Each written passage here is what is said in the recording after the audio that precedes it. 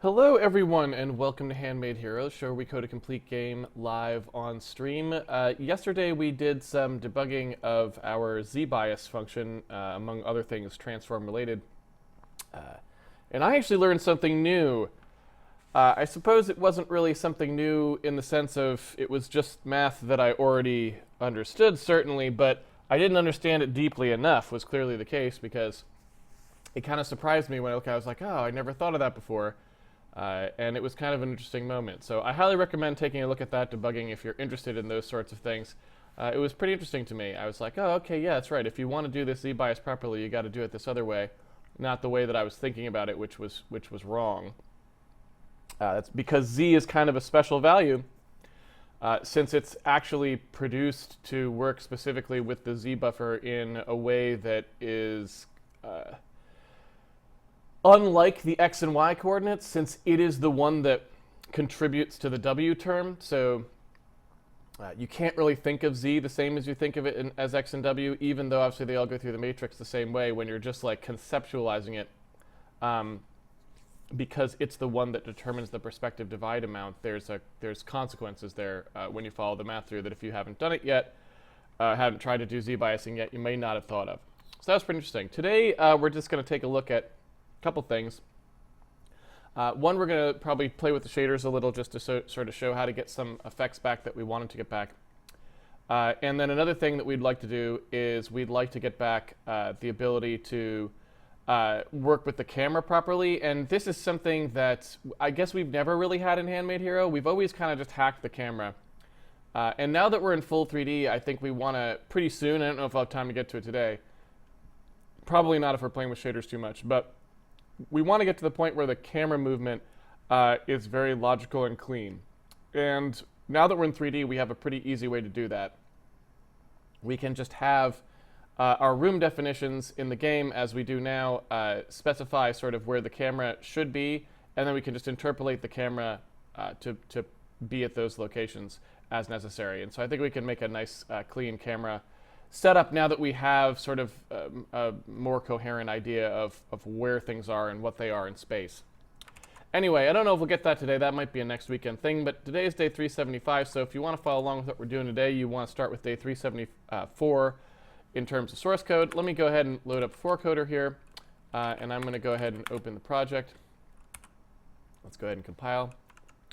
And you can see that where we left off, we've got sort of this this two-layer situation going on here. And if I switch the debug camera and pull out, you can see we've sort of got two stacks of rooms on each other. And the top room, we allow rooms of whatever sizes here. So, you know, these rooms are just kind of generically created. And the room right now on top is a little bit bigger than the room on the bottom.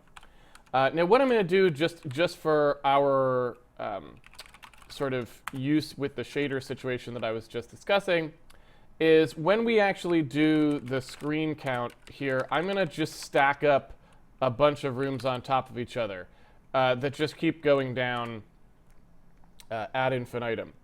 So if you take a look at what we've got here, you can see we've just got a stack of rooms that goes down. It goes down 10 actual rooms deep. But at the moment, we're only drawing 4 of them because the simulation region only picks up that deep's worth of rooms, right? But if I were to actually go down, we would pick up another room. So if I was to, you know, kind of go down here. Now, we don't have a way of going down at the moment. I think we took those stairwell situations out. I think we could probably now put stairwells back in, but we haven't really taken too much of a look at that. So we'll have to play around a little bit more with that for now. Anyway, all I really want to do here is observe the fact that when I'm looking at this, you can kind of see that I've got this hole here, and there's some, you know, some stuff going on below here, and you know that's this part of the room down there, right? And what we can sort of also see is this room doesn't itself have a hole there, and I would like it to have a hole there. So again, I'm just going to hack our really crappy temp room generation stuff here to always have one. Where is that? Oh, standard room is what I'm looking for, sorry. Not simple room. So here's the add standard room call, and inside here you can see us kind of going through it, and we have this like left hole, right hole thing. I'm just going to stuff left hole to be 1 always. I mean, I suppose why not? Might as well just put both on there. And so now you can see down more levels, right? You can kind of see we've got 1, 2, 3, 4 levels of view here. And this is the sort of standard camera angle. I can pull back more. You can kind of see what's going on here. But now there's like a, there's a hole that goes kind of straight through it there for whatever that's worth, right? And you can kind of see some stuff that we're going to now have to start to clean up. And this is good because we want to start to finalize all of these parts of the code.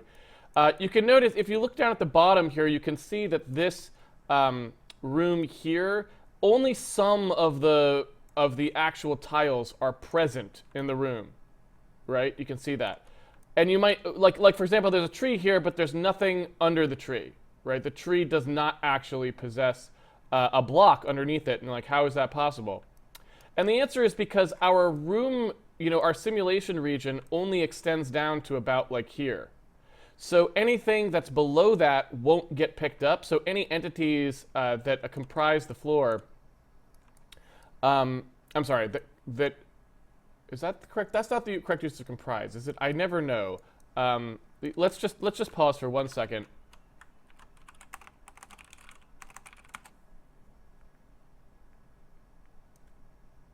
Yeah, that's the wrong use of comprise. So pretend I didn't say that. What I should have said is the floor is comprised of these blocks. That would have been a proper usage. When I said the blocks that comprise the floor, that's the incorrect usage of comprise. So don't do that. That's just a bad idea. Anyway. So basically what happens here is that we pull in the stuff to the simulation region. We don't pull in far enough down to get all these. Now that's not necessarily a problem, but it's something that just to be aware of. We may want to move to a more room-centric model in terms of what we pull in. We've got a flexibility there, and we need to start finalizing how that stuff works. As we move into gameplay code, we don't want a lot of that stuff up in the air, probably. So what I'm going to look at today is, before, if you remember, we had the ability to have this stuff down here have sort of a distance-based fog to it, where as you got further down, you ended up with these rooms below us were darkening out, and they would go out to like this gray background color, for example. These things would kind of fade out to that color. And the way that we had to do that was very tortured and strange, if you remember.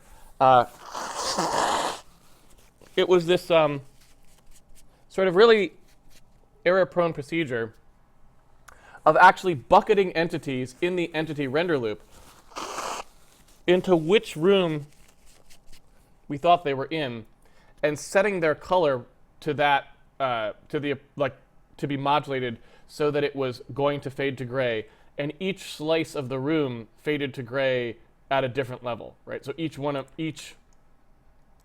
room slice, as you went down, would set it to a different color, right? So we'd end up with this one up here being full color, this one would be a little grayer, this one would be a little grayer, this one would be completely grayed out, right?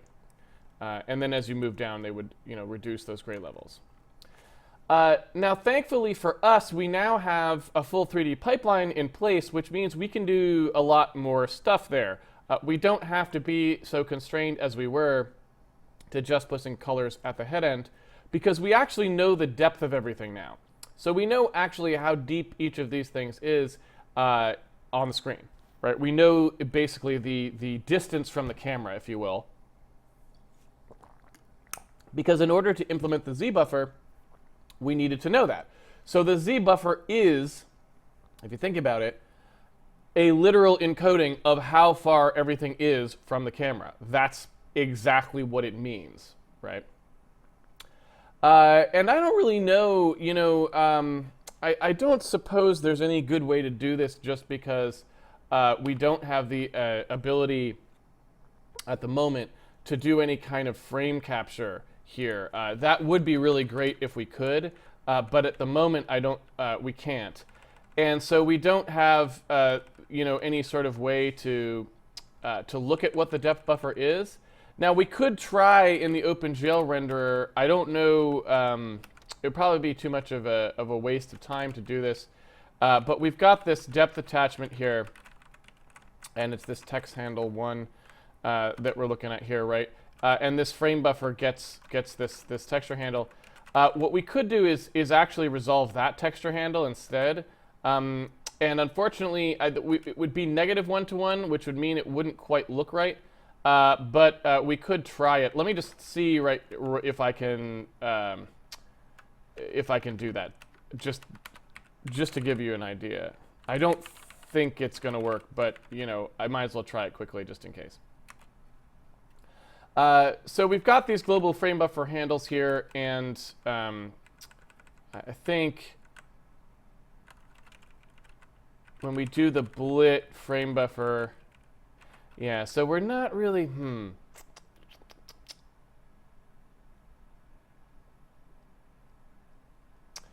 So I'm just trying to think if there's any real way to do this. I think maybe if I did an OpenGL rectangle, I could. This does the resolve, but the resolve doesn't really, it doesn't really help us with the depth part of things.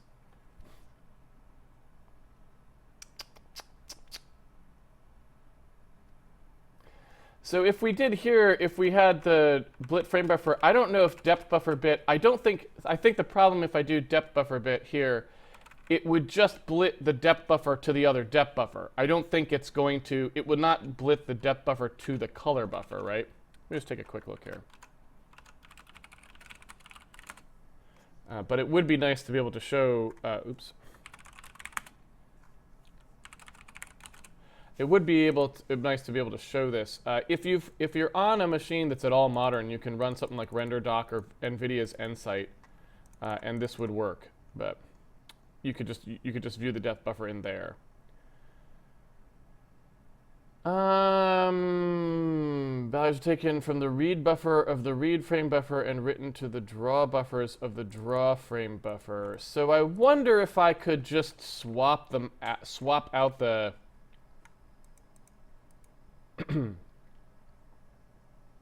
I think I could probably just swap these around, maybe. That could work. So if I look in here,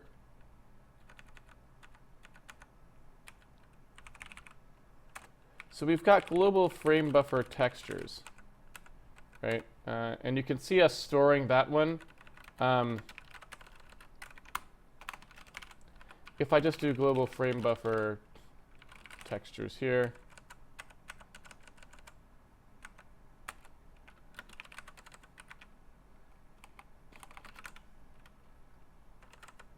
and store this, in theory, I could do something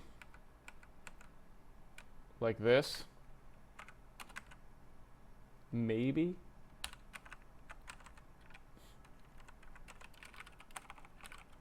I am totally making this up, just in case anyone was wondering. I have no idea if this will work at all. So if I went ahead and said, okay, the depth attachment for this thing is nothing.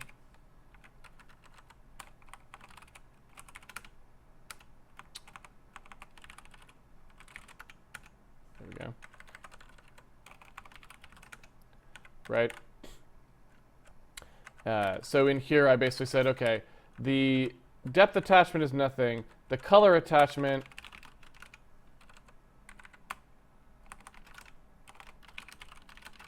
is going to be the depth buffer that we were previously writing to as if it was depth, right?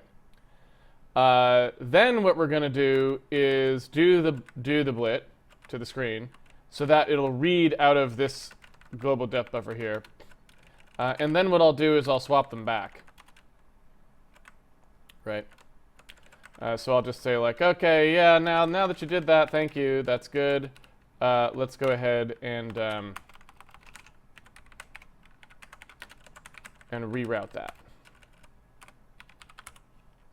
Now, I don't expect this to work at all, but I figured it was worth a 5-second try, right?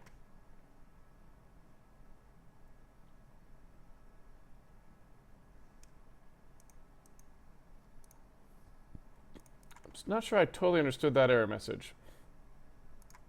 Oops. And I accidentally have pinned it. GL frame buffer texture 2D failed because the image cannot be attached to the referenced attachment point. That's unfortunate. How do I get this out of here? There it is. Nope. There we go. All right.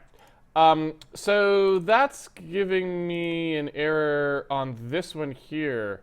So the depth buffer can't be attached to the color attachment, it looks like.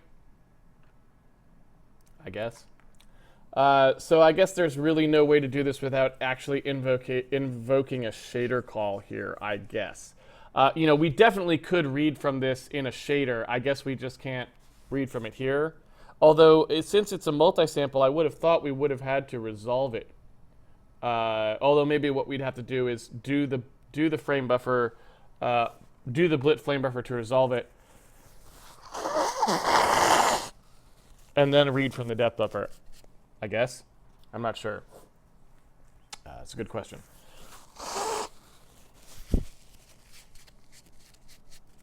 All right. Well, so much for that. All I will say is, at some point, if I can upgrade this machine or something to a machine that can have a capture program on it, it's pretty easy to. You don't have to do what I'm doing here. A lot of times, it's building and debug stuff into your code where you can visualize stuff like the depth buffer is always good. But there's actually tools that can do this for you now, so that you don't have to instrument your code all the time with stuff like that and try to get it working. Because what you can do if you have RenderDoc or Nsight is you can just run the program under those, and they will capture a frame for you, and then they will allow you to inspect your textures. And so since since we just have those textures right there that represent the depth buffer, you can just click on them in the program, and it will show you. I'm not going to waste any time trying to get that working. I know we could. We just have to figure out the right path of like resolve, and then we'd probably have to draw a rectangle to the screen that had the texture on it that converted the depth values over to color values and so on. We could definitely do it. So it's possible in here. It's just probably a little time consuming. Anyway, we can do the same thing, and what we want here, is very similar to a depth buffer, right? If we want to sort of have that fade out effect happen, what we really need is just some way of figuring out how, far away something is from the camera when we're drawing, and changing its color based on that. And now that we have access to shaders, that's not particularly difficult for us to do, right? Here is our vertex code, for example. And what you can see in the vertex code is that the vertex code right now sends down the color that's just whatever we specified. So whenever we push the bitmap on, remember we're specifying some colors there, it just sends down one color per vertex, and that color per vertex is passed directly through. That color then gets modulated here with the texture to produce the final color. It's very straightforward. And so if we want to modify how this color is being computed, we could, and we could certainly use the Z value at this point to do so, because if you look at what happens here, we have access not only to the world Z, but also to the transformed Z. So if you take a look at what's passing here, we have the modified Z value. That modified Z value is in clip space. So this modified Z value is a value from -1 to 1 that tells us how deep we are. And furthermore, that modified Z, right? Actually, that's not quite true. This is not from -1 to 1 yet because it hasn't been divided, right? If we were to divide it by Z-min transform, then it would be from -1 to 1, right? So all we really have to do is decide where we want this fog in our current setup, right? We just need to produce some function that says, for the distance away from the camera, and perhaps do it in clip space, right? For this distance from the camera, what do we want this fog to look like? Like, what's the curve that we want the fog to look like? And we can have a linear fall off for the curve. We could have a exponential fall off for the curve. We can do whatever we want. But basically, we just need some way of computing a fog darkening value. So really what we're talking about here, here in day 375, is we want something where you've got the distance from the camera, right? And then you've got some color value here, which is, you know, I guess we would say fog amount going up. Maybe I should put that over here.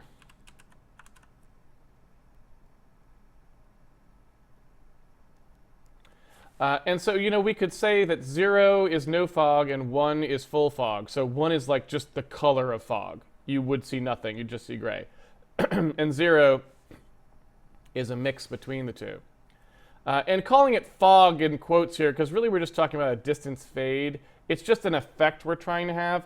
We're not really trying to say that it is fog, because fog is a separate physical phenomena that we might want to simulate in specific ways. We're looking down on things, and you don't typically have fog looking down on things. So it's more like dust, or like just, you know, we're talking just more about a generic effect that's used to distinguish layers of the level from other layers, which does not necessarily imply that we're trying to simulate actual fog, because actual fog would be a separate thing that has a bunch of physical properties that we would want to study before we went trying to do it.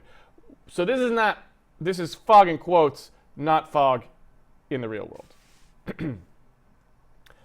So, you know, at first, let's just do this kind of basic thing, right? Let's just do something that looks like this, where we say, like, as the distance gets greater, the fog gets greater, and that's really all we need to know, right? And we could do this in a number of spaces. We can do this in world space. We could do this in camera space. We could do whatever we want. I'm going to say let's do it in world space. Why? Because it's the cleanest thing for us to represent, really. It doesn't require any sort of thinking on the part of the user. The user can just specify fog values in a very straightforward way, and off you go. And this procedure will be almost exactly the same thinking as we were doing with the transform when we did unproject, right? So what we want to do is we want to try and map this onto the camera somewhere, right? So if this is our camera, and this is the getting, you know, further away, farther. This is getting further away here. What we want to do is say, well, you know, in between here and here, let's say, is maybe, you know, not fog, right? Because we don't really want, this is, again, this is not supposed to be an effect, a physical fog effect. If it was a physical fog effect, we'd probably want, you know, particles or something to tell us where it was. But this is more of a depth queuing. It's a depth queuing effect for the player, so they can tell the difference between different levels of the game, different levels of the room, right? So in the levels that's right in front of them, we don't really want to fog it, because we want them to see that level as it is. And so what we really want is sort of a start and end, right? What we want is sort of a distance where the fog starts, right? And maybe I'll call this fog start, and fog end, right? And so what I want to do is I want to define distances, preferably in world space, right? Where it's like the fog start distance is from here to here, and the fog end distance is from here to here. So we kind of know how far away from the camera the fog starts and how far away it ends. We would then do a standard, you know, just T mapping like we do in the game all the time, where we'd say, all right, let's measure the distance from the camera, right? So if we have some point, let's figure out where it is on the distance from the camera, and let's compare that to this range. Let's say, let's put it into this range. If it's on this side of this range, we won't fog it. If it's on this side of this range, we will fog it completely. And if it's anywhere inside the range, then we will map it to an amount of fog proportional to how far it has gone, right? And at the moment, we won't actually do any kind of curve here. But once we have this as a t value, right, that's telling us how far in between there we are, we could plug it through any kind of function that we want if we later wish to have something, wacky going on in terms of how the fog gets interpolated because we think it's better, or who knows what. But for right now, we'll just have it be linear fog, so the further away you are, the more fogged you are directly. There's no there's no modification to how that falls off, if that makes sense. So if you think about what would happen here to do that, what we really want to do is inside this camera transform, right, we kind of have the information that we need already. And so in a sense, really, we probably don't need to pass very much down, but we will need to do a couple additional things just to give us the information we need to produce the results from the fog, right? So the basic things we're going to need here is a fog color, right? And then when we're down here producing our frag color, what we're going to want to do is we're going to want to do our our lerp command, right? So you remember we've got this lerp command here, and we've got A, T, B, where we're going from one thing to another thing. So we want to go from the vertex color based on the T fog, which is we're going to compute. The higher that gets, we're going to go more towards a fog color, right? So we're going to lerp between these two. Now, we have a problem, which is that we defined this lerp function, right? And so one thing we could do here, if we wanted to, is we could just implement this in the shader. We could literally copy and paste this and change this, remove the inline. But otherwise, shader code is very close to C code. We could actually just put this in directly, right? But it just so happens that lerp, because it's such a common function in computer graphics, remember I said it was like the one function I'd take to a desert island with me because you need it for basically everything in games. Lerp actually is built in. It's just not called lerp. And so I guess I don't have that quick reference up. It's actually called mix. So hold on a second. Let me show you that. GLSL quick reference card. So this is, I remember I showed you guys this before, but you should probably always have it up. I just tend to close it for whatever reason. You can see all the built-in functions that you have to work with here, and this one right here is the one I'm talking about.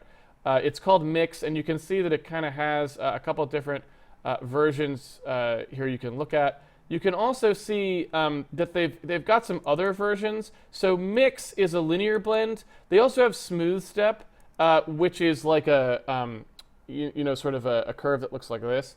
And then there's step, which is just a hard edge. So they actually have some built-in sort of curves that you can play with that you don't have to implement yourself. Whether they're any faster than implementing themselves depends greatly probably on the hardware, because a lot of times the hardware probably just expands this out to the actual linear blend code. I don't know that there's a lot of direct shader support for it necessarily. But if there was, you would get it. So, if it does what you want, better to use the built-in probably, because the built-in's always going to have the greatest chance of being actually implemented in the hardware in some fast way. The only time that isn't true is if you're going to do something approximated.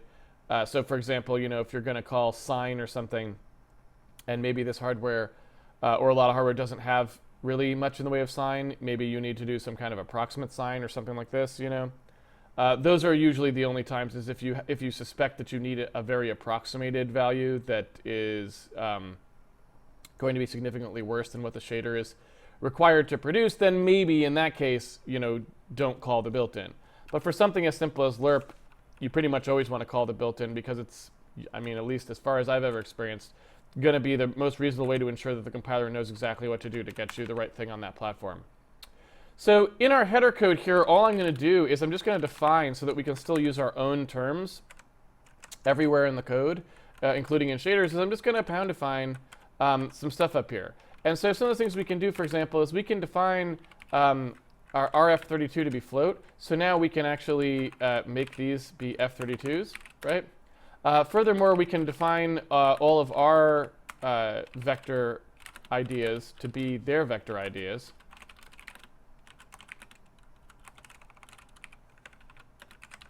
Right? So that's pretty handy as well. So now these will actually look like our code rather than their code. And that's kind of nice because then you can cut and paste in between your shaders and your C code, and it mostly just works, right? You'll notice that pretty much everything here would just work. And in fact, it will work even more if we do something like this.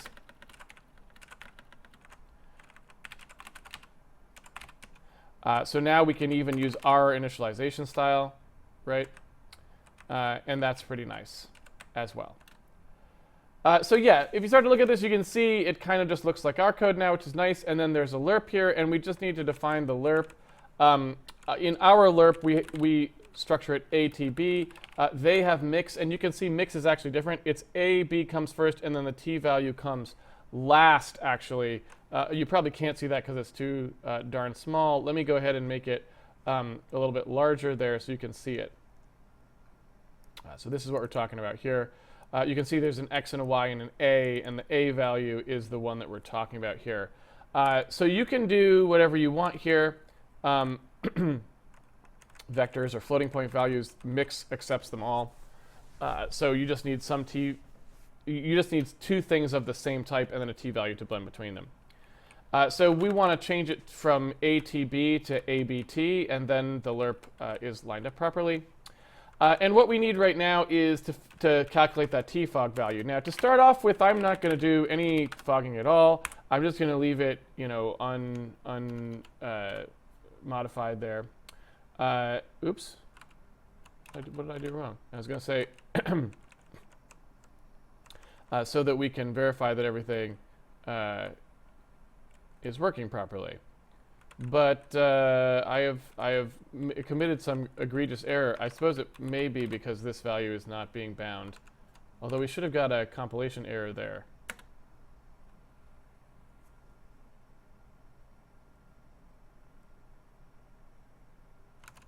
Yeah. So what did I do? I don't think I did anything there, did I? I should also probably do this.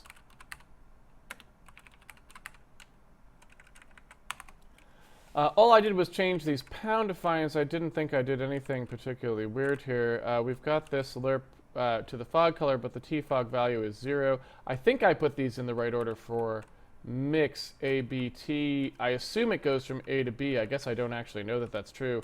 If that wasn't true, I suppose that would do it. So I guess I should probably test that. Let me just take a look at what the mix value is. Oops.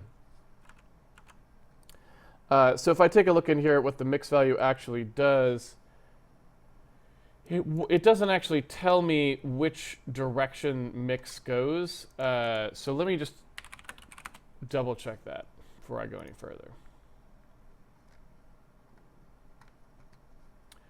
Mix performs a linear interpolation between x and y using a to weight between them. The return value is x times 1 minus a plus y times a. So that is what I thought.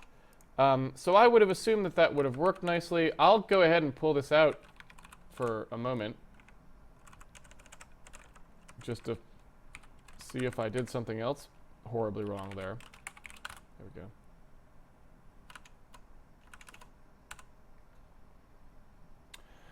So I've done something weird. I'm just not sure what. So if I go ahead and skip fog color here, and say instead that I've got a T-fog value, like so, and then I've got a fog color value, and let's just say that that fog color value is 111. If I was then to lerp between them using the T-fog value, I would expect that vert color to just stay what it was, because this is 0, and so whatever I put here for fog color should just not have any effect, right? So let's see, we got an error here, so let's take a look. Error message.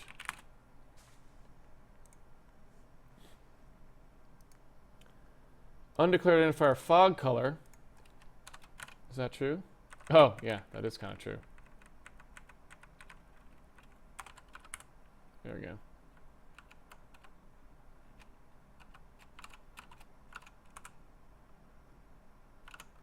There we go. So that's fine.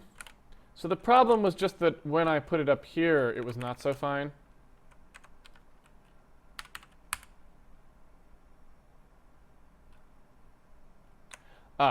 You know what, too? This is going to be uniform. So that's the incorrect vertex stream value. So that probably could have caused some bad things. Yeah, there we go.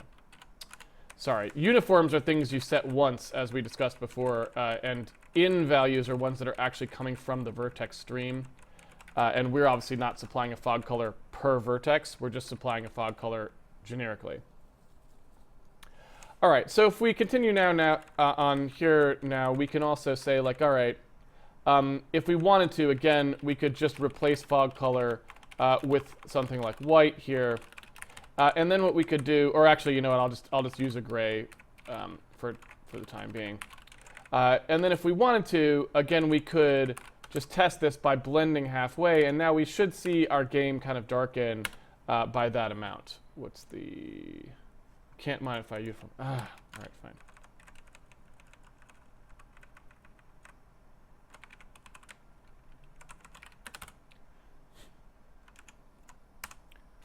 Why you can't modify uniform, I have no idea. So here you can see us blending between these two colors, right? So we've basically combined the two. And that's a little bit odd, only because looking at that, for whatever reason, the cubes seem to be fogged much more aggressively than the bitmaps are, which I'm not sure why that would be, right? So when reading from a texture that's not 1111,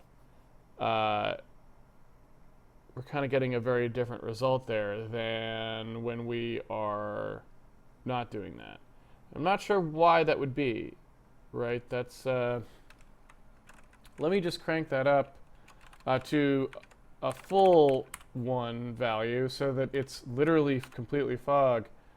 Yeah, so that's kind of weird, right? Like, we should be seeing everybody getting completely fogged, but we're actually not seeing everybody get completely fogged. Oh.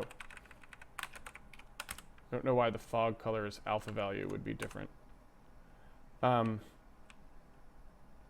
So the fact that the bitmaps come through with no apparent modification doesn't make a lot of sense to me, because here's the texture sample, right, where we're taking that color value from the texture. That comes out into text sample, and you can see that what we're doing with that is, you know, we square it if we have if we don't have the sRGB. We should have the sRGB, so the squaring shouldn't be happening. So we're just taking the texture sample, which will have been mapped to linear color space. We're then taking the result color as being whatever the fragment's color was times the texture sample, and then that's what we output directly. Now, the weird part about that is, you know, the frag color here, right, should be the same for everybody, right?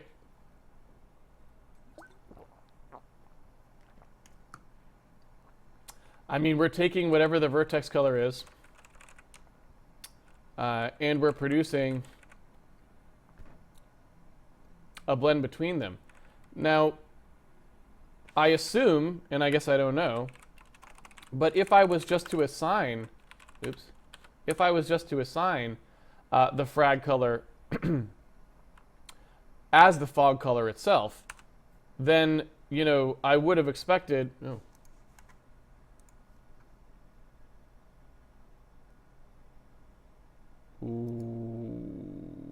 what is it talking about? GL-enabled vertex array attrib array parameter index has an invalid value of OXFFFFF. Oh, really?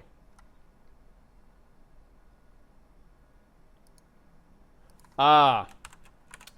So if I never use the vert color, then it doesn't need to be specified. That's kind of unfortunate, because it's like, okay, I'm still specifying here. I'm just trying to do some debugging to keep that out of here. I suppose we probably can run with that error. I can just set the next statement to here. But it's going to happen every time, right? Yeah. So I pretty much have to have a way around that. I guess what I could do is try to pretend that it was being used, but I don't know how I could really do that. Like, you know, if I assign to it here, like so, it's probably going to get optimized out by the compiler because the compiler is going to know that it gets overwritten by fog color. So you're still going to probably get the same thing. Oh, no. Okay, there we are. So here we are doing our bitmap drawing, right? And you can kind of see that we're getting, even though I'm setting the fragment color specifically to what the fog is, in this case, we're getting it modulated there. I guess now that I think about it, that's actually not wrong, though.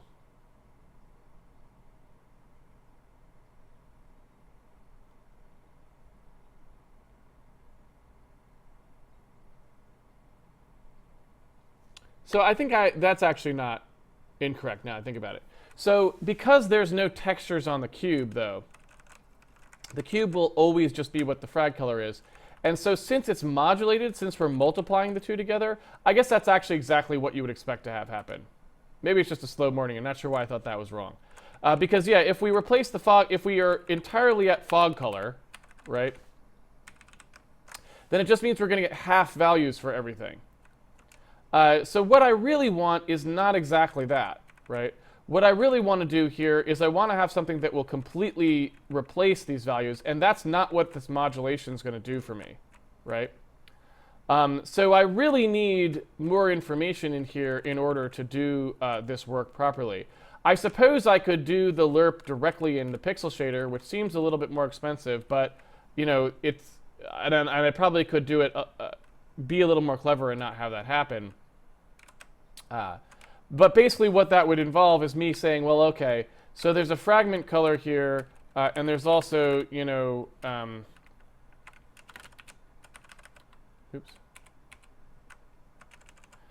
there's also a fog color. The fog color would actually be in here. Right? And so then in addition to the fog color, we just say, like, okay, we've got a smooth in F32 that's going to be the fog amount. And then we would actually do the lerp in here. So we do our frag color times our texture sample, and we lerp in here and say, okay, that is going to go from tfog to fog color like so. Right? We then have the fog color defined in here because, again, we're not going to specify it quite yet, although eventually what we'll do is we'll pass it in from the outside. And then in here, we're just determining what the actual tfog value is. And so we're going to pass that value from the vertex shader to the pixel shader through one of these interpolators, right? So we have a smooth out fog amount, and that corresponds to the fog amount smooth in here. So it comes, you know, it gets assigned here. And then that means the fragment color is still just the vertex color, and we don't touch it. And this is, you know, we could also call it frag fog, but we don't have to keep calling it frag anything if we don't want to. That's just sort of the convention I had adopted. And so then our lerp would be done in the pixel shader, and we could do whatever we want there. We could, you know, after we get the texel, you know what was going on there. All right.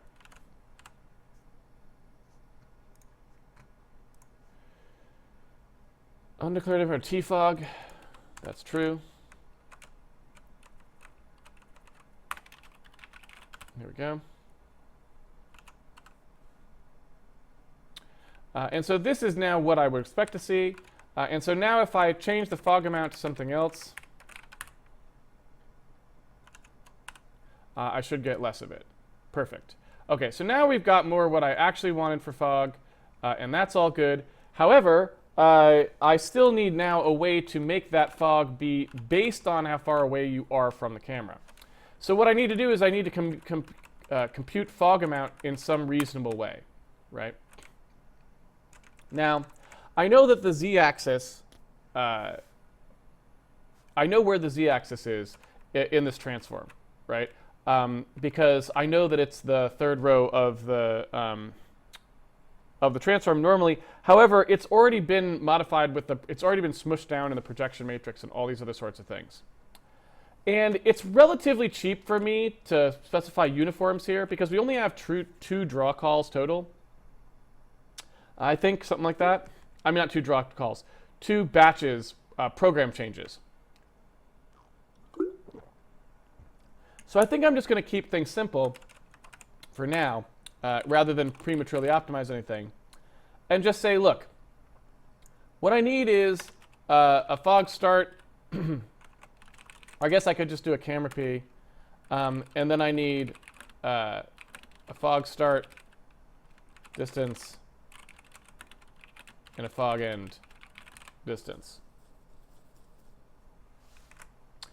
I then need a vector to measure along.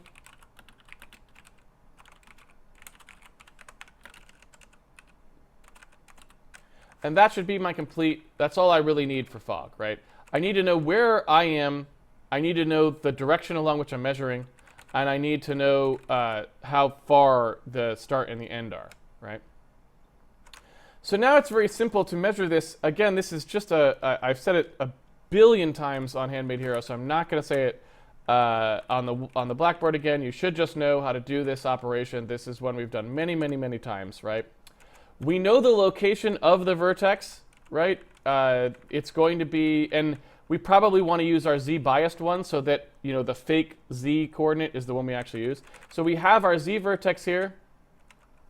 What we want to do is take our z vertex's x, y, z coordinate, right? We want to figure out how far along that axis it is. So first of all, we're going to say, let's subtract the camera location, right? So that gives us a vector from the camera to the vertex. Then we want to dot product it, right? And, you know, I don't know what they call dot product in shaders. We'll look it up. So I think it's just dot, but I'm going to define it to be ours. We want to dot product that with the direction, you know, so that now we've measured along this direction. That will give us, because again, remember AB cosine theta, that will give us how far along this fog direction we are, assuming that fog direction is unit length, which of course we will always make it because we're specifying it ourselves. So that's our distance. And then we now know that we have some value that's how far along that you are. We just need to map it in between these two, right? And again, they actually have, I think, the function we want. Yeah, here's the clamp. Let's see, do they have one that does a clamp plus a normalize? I don't know if they do.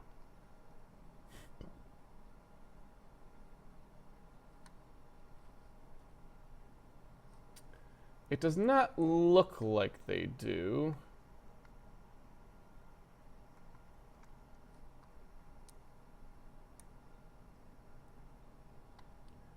At least I don't see it.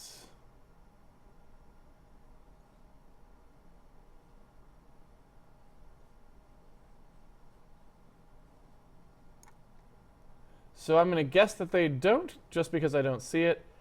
So we're going to have to implement the clamp range stuff ourselves, as far as I can tell, because they do have the basic clamp, so we can do the initial clamp correctly, but we can't turn it into a value between 0 and 1 correctly, as far as I can tell. Although, well,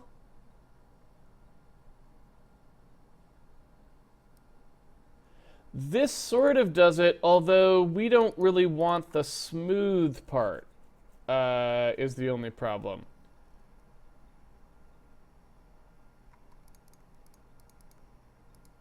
Yeah, so I don't know. I don't see it there, so I'm going to assume that they don't have it because I don't see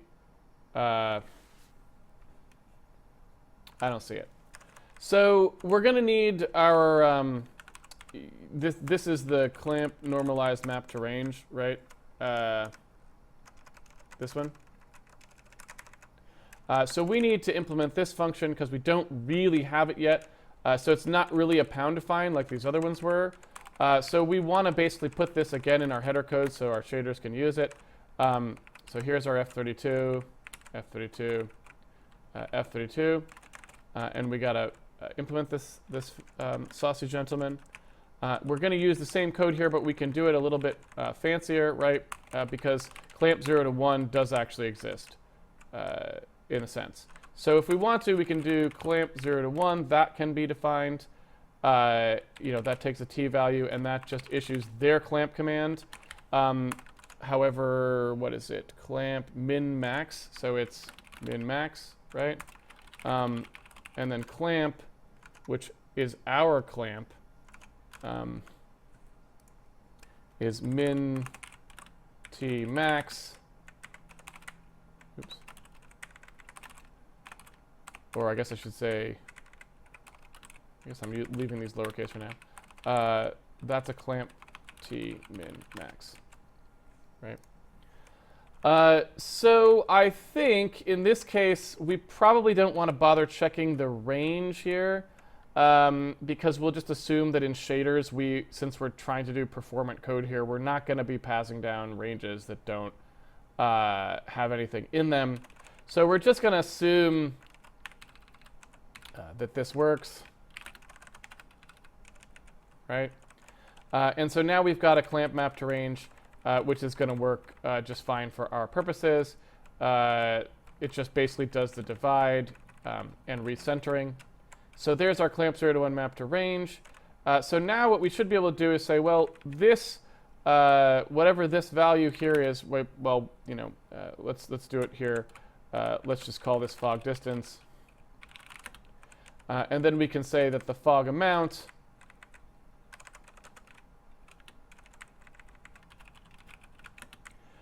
is just going to be a clamp map to range. And that range that we're using here is the fog start distance and the fog end distance, right? And so that should just do it. The problem now is that we're not actually specifying any of these uniforms, right? So we don't actually have the ability to do anything now. If I run this, I should get nonsense results because we don't actually have any of those uniforms specified, right? Let's fix our compiler errors. Oh yeah, inner we've got to define. So let's take a look at what the dot product is. Inner AB. I think it's just dot AB, but I'm not sure. Yeah, dot AB.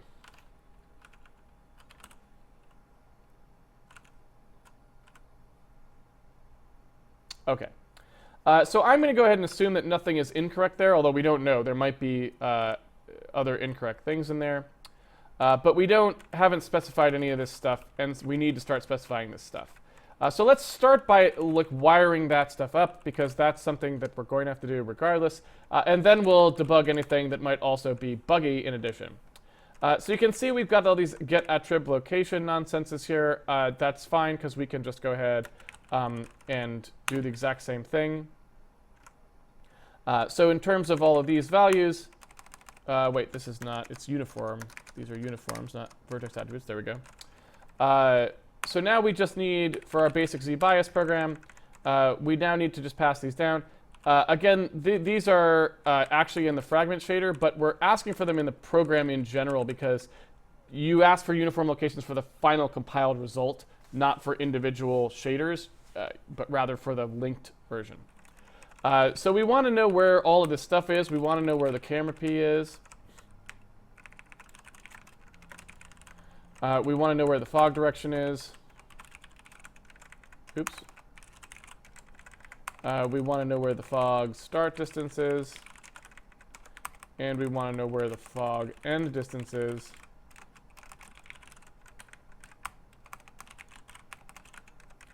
And that's really all we're doing here. And then once we've got these, obviously I need to have these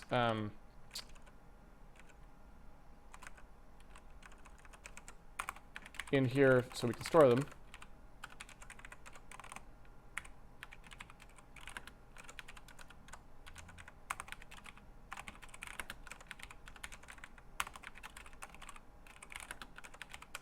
There we go. Once we've got these, we just need to actually set them to something. So when we actually turn on that program, and you can see us doing that right here, we've set up two uniforms, one for the matrix, one for the texture sampler. All we really need to do now is just set them all to stuff that we want, right? And the hardest part here is just us, is going to be the routing. Is figuring out how to get that information in here.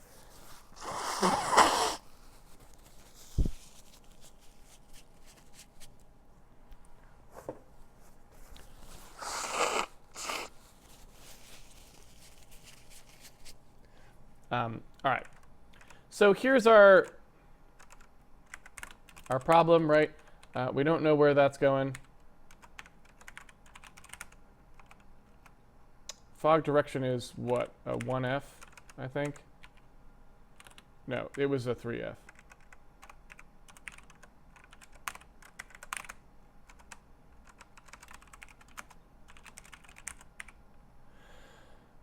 This is a 1F.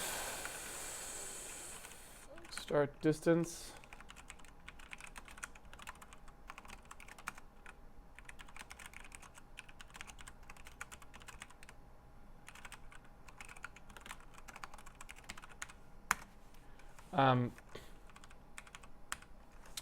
And as you can see, our problem here is like we need some way to figure out where this stuff is going to come from. Now, if you've ever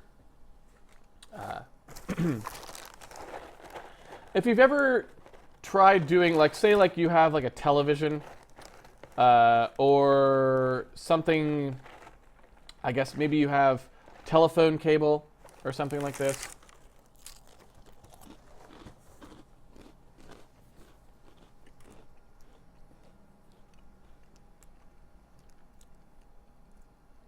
In the real world, I've seen, like, for example, the apartment that I live in now, and I see this very commonly now. They build new buildings in Seattle. I think this is just how they build them because they figure everyone has like a fancy entertainment center or something. So what they do is you've got some kind of a conduit through the wall that wires run. And, you know, maybe the telephone cable runs through there in some cases or stuff like that. Or in a television case, you know, the HDMI cable runs through or whatever. And it's very hard to, like, get stuff through there, right? It's hard to, like, put things through these conduits. So one of the things that you'll often do is if you already have one cable through there, what you'll do is you unplug that cable and you tie 2 or 3 cables to it. Then you pull it through, and it pulls all the cables through. And then now you've got more cables going through the conduit, right? It's kind of this, like, cheap way to thread things through. And so if you want to do something like that, or you use string or whatever, you know, what you're doing is basically saying, well, I already know how to get one thing through here. It's already through there. Let me just, like, sort of piggyback these other things on the route it took. So I don't have to try and figure it out again and, like, open up this wall and lay a new thing or whatever. I'm just going to use its path, right? That's not dissimilar to the situation we have right now. So what we're looking at here in our render group, right, is we have this idea of a clip rect, which now is not really a clip rect, right? And you can see we've got a note here to rename it specifically because it's become more than a clip rect. You can see that we've got essentially the conduit that we want is this thing, because it's like, for example, where we get our camera transform. And obviously the fog setup and the camera transform are kind of intimately linked together. They're going to be basically the same thing, right? So when you look at that, it starts to make some good sense. That render entry clip rect is kind of more like a setup for this textured quads, right? It's more like what this is going to do. And what's interesting about that is at this point, it's starting to look more like we really don't need these two things, right? It looks more like we don't really need the clip rect and these to be different, because the only reason that we had to specify clip rects in the first place as separate entities, separate entries into the render stream, was because we had to specify one primitive at a time, like one bitmap at a time, right? But if we wanted to now, we could simplify all of this stuff down by just saying the render entry textured quads is the only thing that we really specify to the renderer. For the most part, we've got this render entry blend target situation that we're not really using anymore. We might bring it back at some point, but for the moment, and even if we did, it's so infrequent, it could specify everything it needed in there as well. It starts to become a question about, like, wait a minute, why are we even having this as a separate thing, right? Like, why do we even have all this nonsense that's happening to check whether clip rects are the same and all this stuff? This is all just cruft at this point, right? It's all just crufty.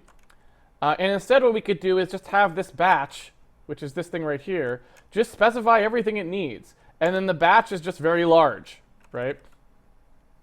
Because the batches are very large now. They're like, there's only 2 of them. So, I mean, large is a relative term, but I mean, in terms of how many of our primitives we fit per batch, it's a large number.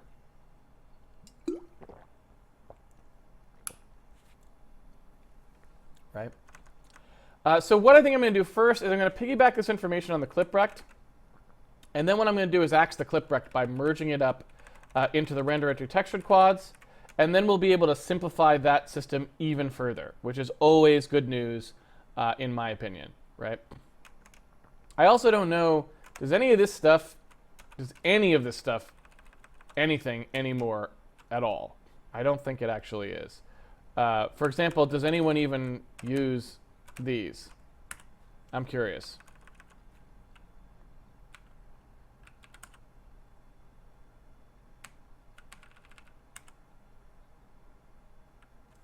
The answer is no.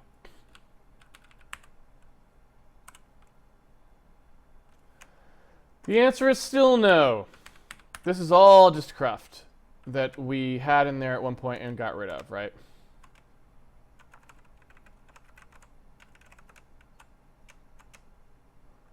And so you can kind of see where we're going with this, right? And eventually what that means is our renderer can be simplified dramatically at that point, because we'll end up having probably just only like 2 things, like particle systems and bitmaps, right? Or we could even just have one thing, and in that thing it just has a Boolean that says, are you changing textures per entity or not, right? Because that's the only difference now between what our particles might want to do and what our batches of regular quads would want to do is it's just that, right? That's the only real difference there. So yeah.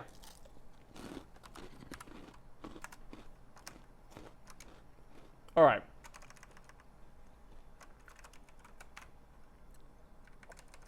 So let's take a look at this stuff here. And by the way, there's another kind of nice aspect of specifying these separate from the viewing matrix. In addition to just it being a little bit easier to understand for us so that we don't have to try and reverse engineer stuff from a matrix that may have had multiple things munched into it, we can be more direct and it's easier to determine whether we've done it correctly or not. In addition to that added simplicity, there's actually another benefit, which is that now we can view the world from different directions and see the fog as if it was coming from another direction. And again, that helps us with the debug view. It means that we can leave the fog so that the fog always comes from the game camera, even as we view from a debug camera. So that allows us, again, to have that dual specification, which eases development so that we can inspect things more closely without changing them as we're inspecting. We're not going to Heisenberg them as we go. So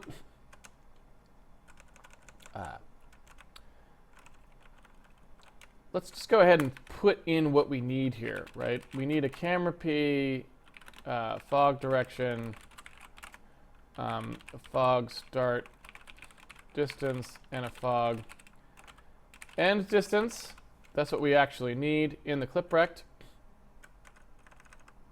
And then in here, what I'm going to do is say, okay, those are all going to come from the current cliprect.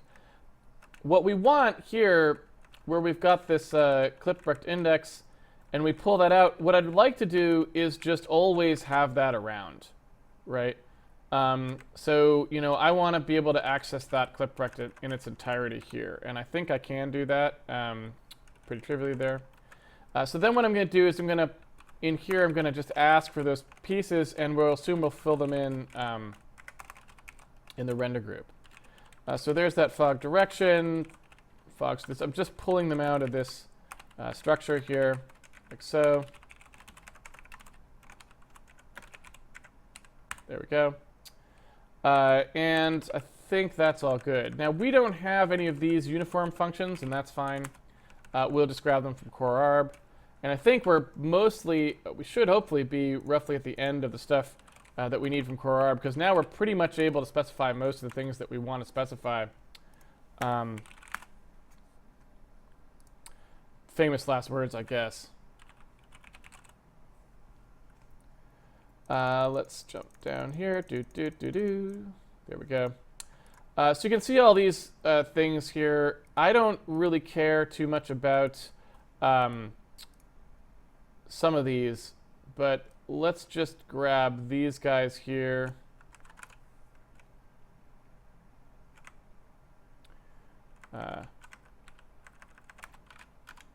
And this guy.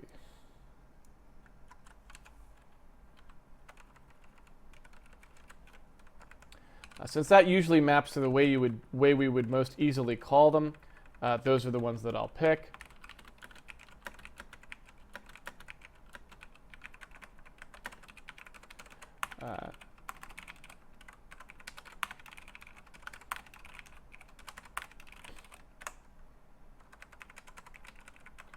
And then in here, we'll just do type. And I think we're good. All right, so here we've got these other ones. We've got the 1F. We've got the... Oops, that's not where I want to do that. I want to do it here. So GL uniform, 1F. And then I had 2FV, 3FV, and 4FV, right?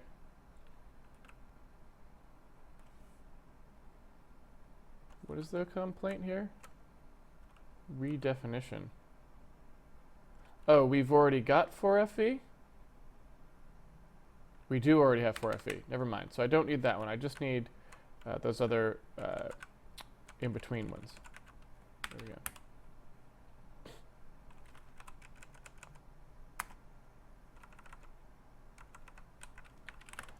All right. And it wants to know how many vectors we have in that array, and in this case, we have 1. Cannot convert to argument to type float. There we go. And so now we just need to actually get those. So what we want to do here is, again, just where we're doing our wiggle get proc address stuff. Oops, that's in Win32.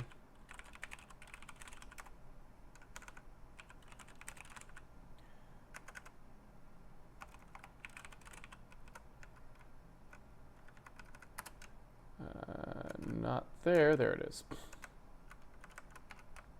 So what we want to do here is just use our little helper macro there, which is very handy. I should transform all of these to that now that we've got it. It's much better than the alternative one we were doing there. I think that's everything. So now we'll have those functions, and we should be able to call them. Of course, we're still not setting those values to anything, but at least we are passing everything through the pipeline properly. So now the question is just, well, when we're actually pushing one of these things on, we need to actually have some way of storing it. And so the push setup situation here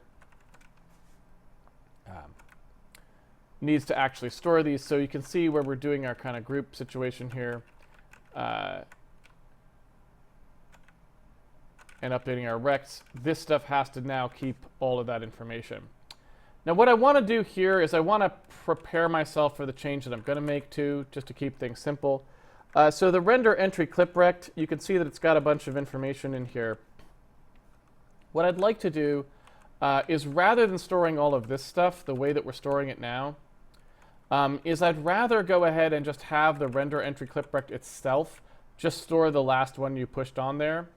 So in other words, rather than all of this stuff, I'd rather just have render entry clip rect have like last setup on it, like so, something like this, and then I'd like everyone to just use that, right? So when you specify one of these and it actually works, right, you will go, okay, whatever the last one was, I'm sorry, whatever this one was, we're going to remember that next time. Okay? So that's what I want to have actually happen here. And then this stuff doesn't actually occur at all, right? That stuff just doesn't happen. And off you go, right? So then it's going to cause a bunch of work for us, obviously, but that's okay. And so you can kind of, and we may need the current clip rect index may still need to stay there, actually. Let me just see, for temporarily. Take a quick look. Yeah, so we're going to need, we also need the current clip rect index.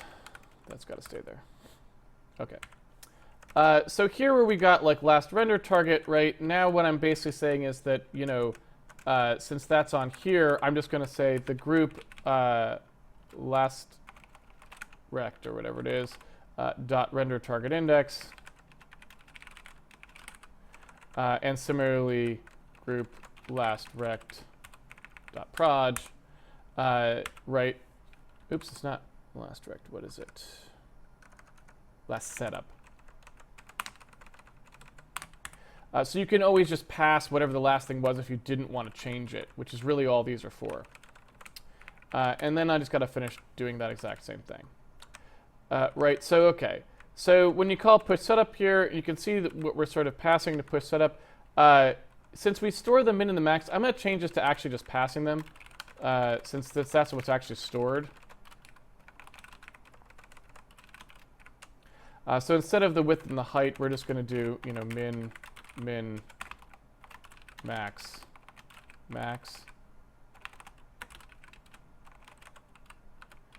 And then when we do push setup everywhere, instead of passing those bounds, I'm going to actually pass the min and max properly. So here's the min x.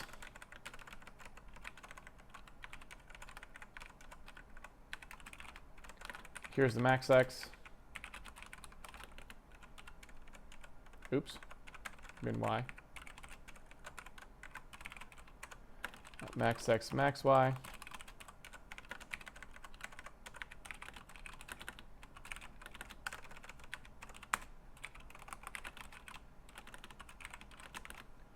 There we go.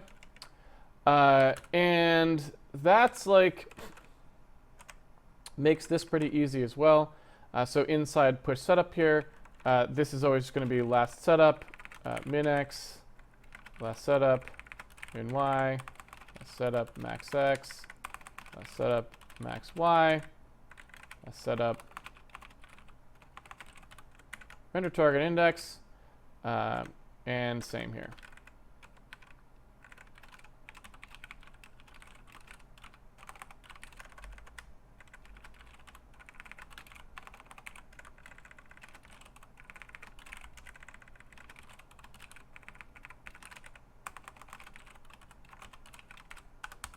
Okay.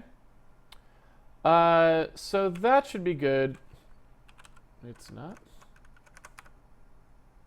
Oh, it's the rect. I see. Sorry. And really, we could just pass the rect directly here. In fact, we probably should be doing that. I'm not sure why we're not. Maybe I'll change that as well.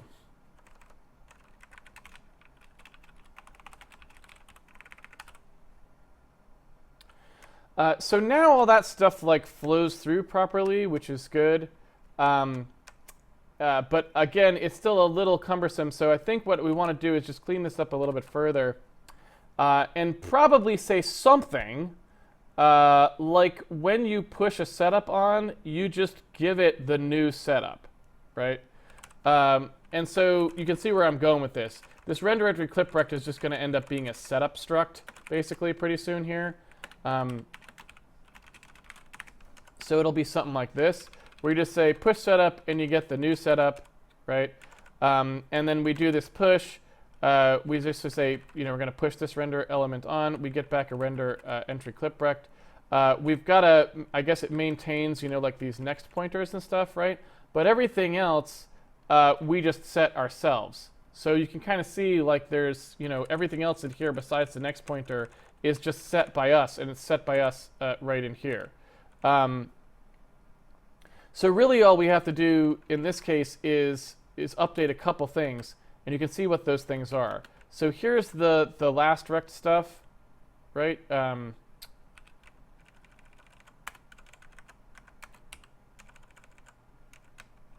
Here's the last rect stuff. Here's the max render target index. This can now be done here.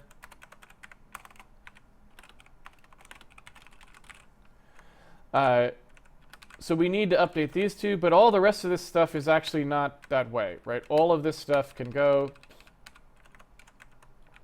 And so really all we need to do here is just say that, right? And then everything is fine. So I think that is a more sane way to do this, because what you can see API-wise, now it's going to be really easy for people to update only what they want. I'll show you that in a second. In fact, I guess they could do it in an even easier way than that, now that I think about it.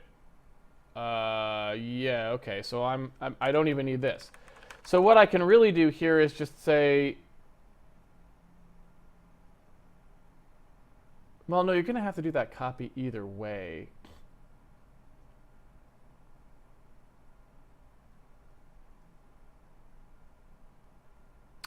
I'll have to think about this a little more carefully, but let's just leave it like this for now. So here's the push setup call. We're going to pass the new setup in. There's a way to avoid a double copy here, but we don't really have to worry about it at the moment. I can talk about that a little bit later. So all we really need to do is grab out this render target from the new setup. So we can take a, well, or the rect render target index. There we go. So we make sure we track that max. And now push setup just always works that way. So the reason I thought this was interesting is because now what we can do is we can say, oh, okay, so you've got a render entry clip rect. Is the new setup is just going to be whatever the old setup was. That's what you're going to start with. And then you just modify the parts you actually care about, right?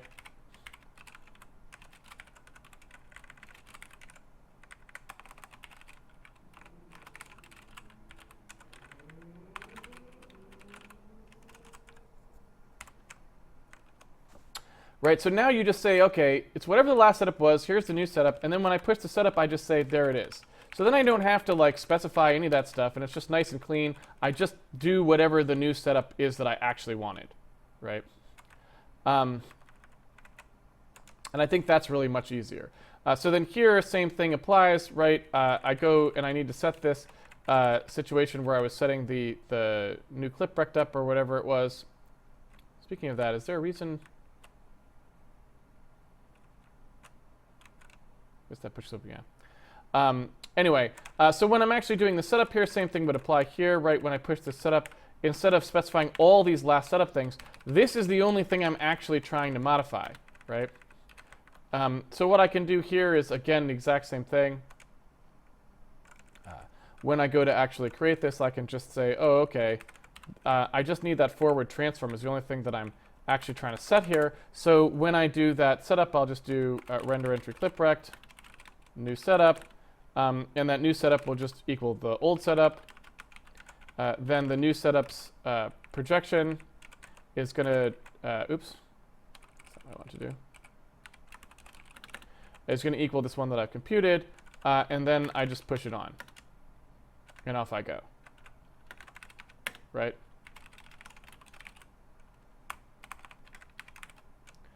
The same exact thing is true here for pushing the render target.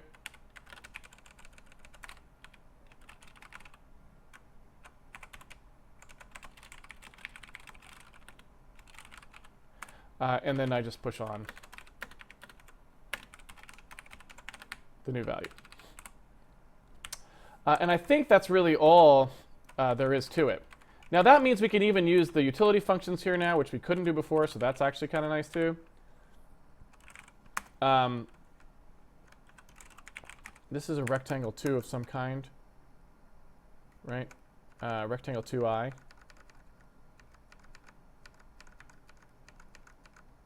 Do we have any rectangle width height calls for these guys?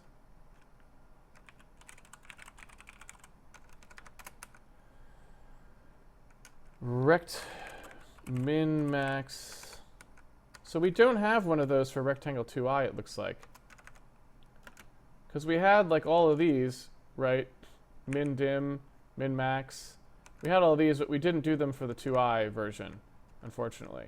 Which we should, right? We should have those. And so all of these, I guess, are just going to be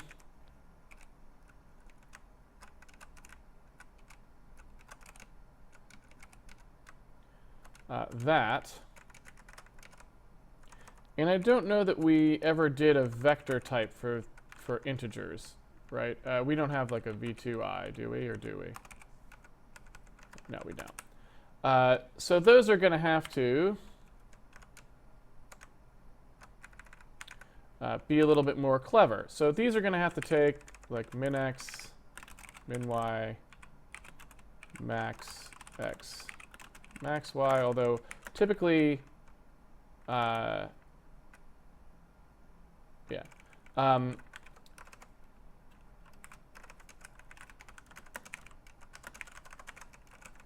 there we go. And again, all of these are just going to be completely rote.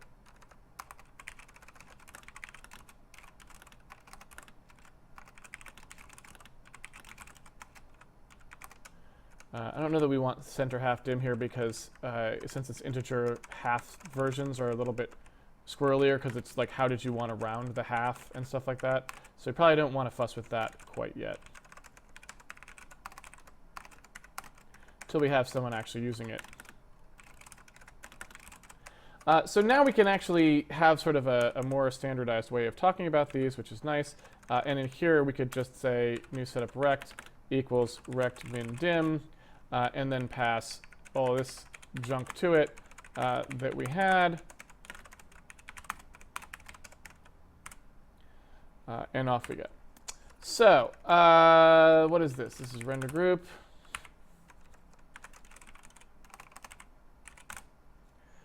And what is this? This is for the first one. So in this case, what we should be able to do, again, is just push on a render entry clip rect initial setup. And that initial setup proj can be the identity. The initial setup rect can be a rect min dim of 0, 0. Pixel width, pixel height. Not that anyone uses this, but there it is initialized anyway. So we still, in theory, won't see anything because everything's all black since all of that fog stuff is not set properly yet. But we just basically reorganized the code to make it so that multiple things can trivially flow through everyone now. So now we can preserve those fog values. Okay. So I would assume what we would want to do here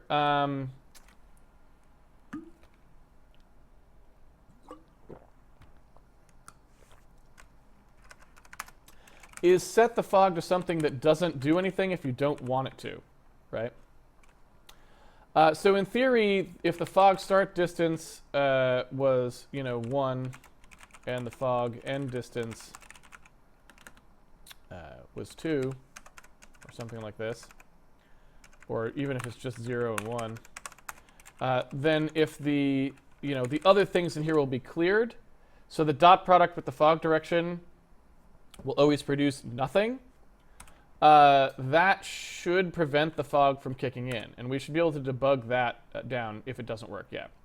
So all I did there was just make sure that the fog distance had some actual range, because I think the reason we're seeing 0 there, because remember, in initial setup now, we've initialized everything with 0. That'll flow through the entire time. Every time we push a clip rect on, all of that stuff will be fine, right? We'll just always copy those same values, which are just 0 for the camera position and 0 for the fog direction. What that means is that every time we do that dot product, we'll get nothing back. So we'll get 0, which means that as long as the fog start distance is at 0 or greater, we should never see any fog, except when fog end distance is also 0, because then that range has shrunk to 0, and we're going to be dividing by 0, which is undefined, which is why I think we were getting black there. So any value here at all doesn't really matter what it is. As long as it's not the same as the fog start distance, would be fine, right? And so that's all we needed to make sure we were doing. Okay, so our next question is just, all right, we've got the fog start distance, fog end distance set up properly, so now you can have no fog. What if we now want to actually turn the fog on, right? So we actually want to have some way of putting some actual fog in there. Excuse me. So when we do set orthographic, for example, we know that we don't want to have any of this fog in here. I'm going to put this up here so we can fuss with it. I'm going to say, like, okay, so when we're doing ortho, we want the fog direction to be 0, just so we never get any fog. And regardless of what we do, obviously we want the new setup's camera P to be reflected properly. So we want that to come through. So now the only question is fog direction. And so what we want to do here is, again, save that fog direction. We want that camera Z. So put this like this. We want to measure along the negative Z-axis, right? So the Z-axis comes back at the viewer. We want fog to get larger as it goes into the screen. So we want the fog direction to be along the negative Z-axis, right? So now we'd actually be measuring the fog correctly when we're not in an orthographic scenario. And we can also set the fog start and end here to something and play around with it, right? If we want to, we could say, well, the fog starts 10 away and ends, 50 away. I don't know, I'm making this up. I guess let's do it shorter so we can see it better.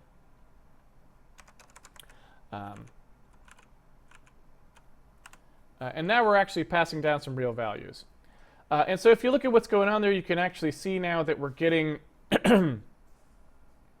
the fog applied exactly as we would expect it to be applied in terms of distance anyway. You can see that the first layer down gets a little bit, the next layer down gets more, and then finally we get a lot more.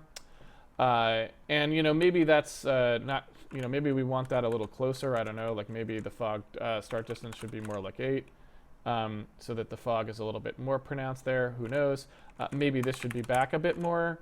I'm not sure, but you can get the idea. Now we've got the ability to set that distance-based fog, and you could tune it however you want. I'm sure we'll tune it when we're further along and fussing with sort of like polishy graphics sort of stuff. But you can see that's working exactly as we want. Now, the only thing we don't have at the moment is really any idea what the fog color is. So if you take a look at in our render group here, you notice we're not specifying any color information for the fog. And that's a bit of a problem. I think we just forgot to do that. In here, we're not specifying any fog color. We need some way of controlling the color of the fog. We could hard code the color of the fog, certainly. Right? We could, in here, we can certainly set the color of the fog to be something specific if that's what we would prefer. But in general, I don't think we want that because we may want the fog to change depending on like whether you're inside or outside or stuff like that. So even though I can sort of tune it in here to a specific fog color, I think we want this to be an actual value passed down to the shader from the external code. So I think we want something like this, where the pixel shader actually gets a fog color vector from the exterior code, and then that way we can set it to whatever it is that we actually want. Now remember, this is not an sRGB value. This is an actual linear color, linear light value, and that's important to remember. So we kind of have to keep that in mind. But yeah, that's really all we need to worry about there. And similarly, in here we can sort of set that fog color to something. I don't know what we want it to be set to, but let's just say it's something like that. It's also not clear to me that we really want the fog to have alpha. So it might be better to just call this a V3. And then when we're doing this lerp, we could say that the result color alpha value is always going to be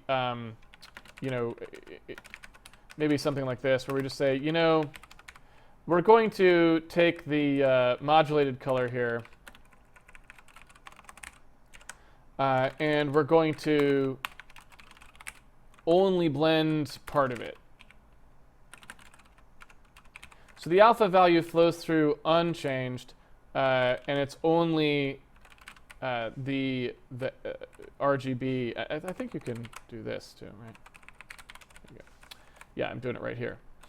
It's the RGB will come through lerped, but the result, the A will come through, the alpha value will come through unmodified, right? So something like that. Okay, so then the fog color is just a multiplier on the RG and B. I'm sorry, just a lerped value for the RG and B. And that, I think, makes a lot more sense to me. Okay, so that means in here we need a fog color.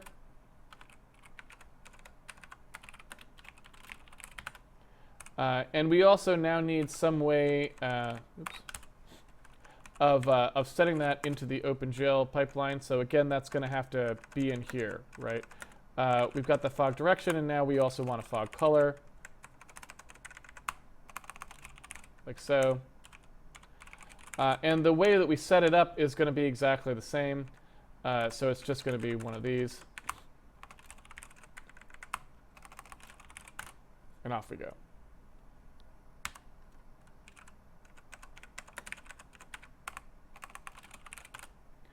So that's really all that it takes. And in theory, now we can set the fog color as soon as I debug our shader. Cannot convert 3-component vector float.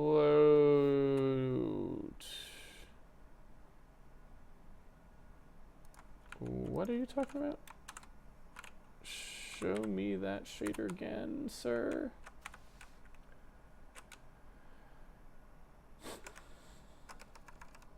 Ah. There we go.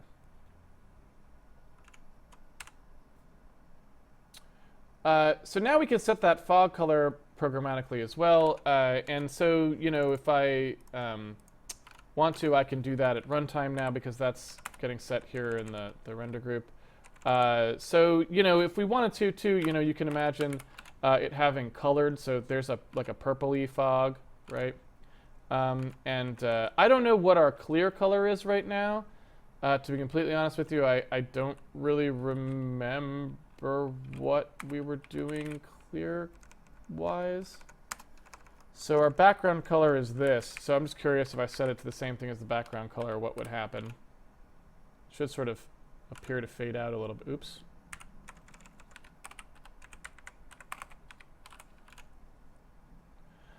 So that should be kind of more of a fading out to the background sort of a thing.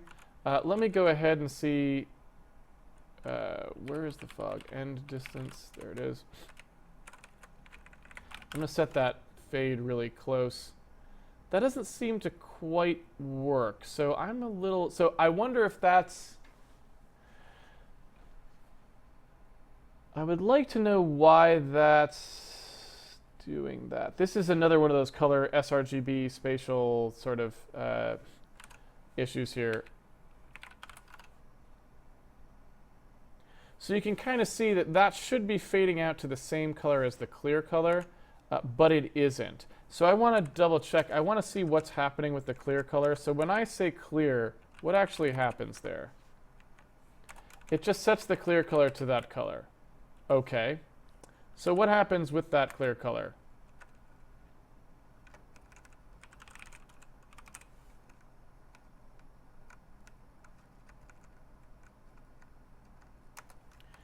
So it sets the clear color here and writes it into the frame buffer. The question is, does it do an sRGB transform on that clear, right? This is always the annoying part about sRGB, is the stupid fact that it's never. You always have to dig through the doc to figure out who's supposed to be doing sRGB transforms and who's not, and what state is blah blah blah. You want just two things, which is here's a clear that's going to write these values in, and here's a clear that's going to go through sRGB. I guess you really probably just only want one. Maybe not.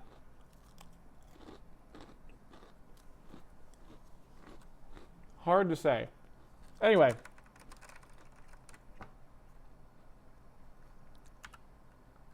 So I don't know which one of those is doing. I would like to know. I don't know. We have our sRGB linearized stuff in here. And so one of the things I could do is take it from sRGB to linear to see if that needed to happen. I could also do the opposite, which is to take it back, which would be the square rooting version. So let me just see what happens if I do either of those.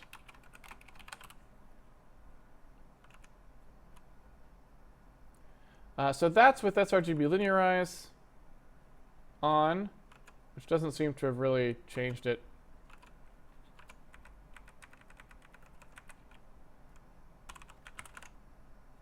Oops, that's not going to do anything.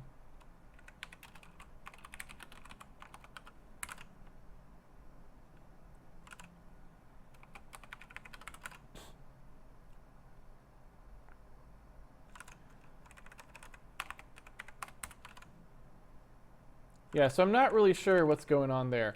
If I square rooted the values, because that's what's actually going to happen to the values inside that shader, is they're going to be applied in linear light space and they're going to come out. So if the other one wasn't linear, then what I would need to do here is I need to like unlinearize, which I don't actually have. So I would need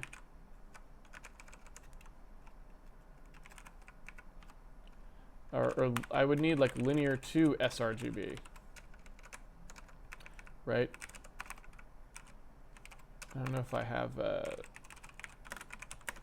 good way of doing that, but something like this. Yeah.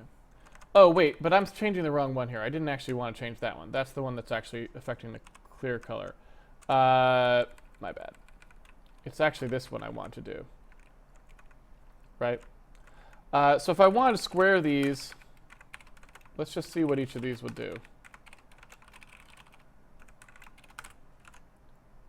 There we go. So that is exactly what it was. It's sRGB. Oh, sRGB. So basically what that tells us is that I guess that clear does not go through sRGB.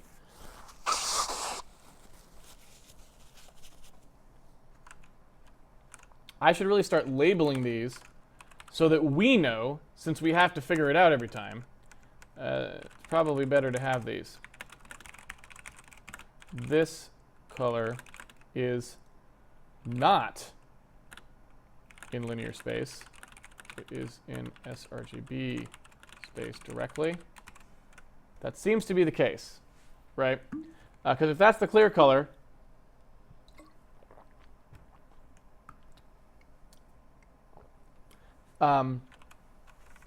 these right here are getting square rooted on the way out to go back to sRGB, right? They're getting squared on the way in and square rooted on the way out. They're getting square rooted right here, right? Because here's where the value is getting used, the fog color.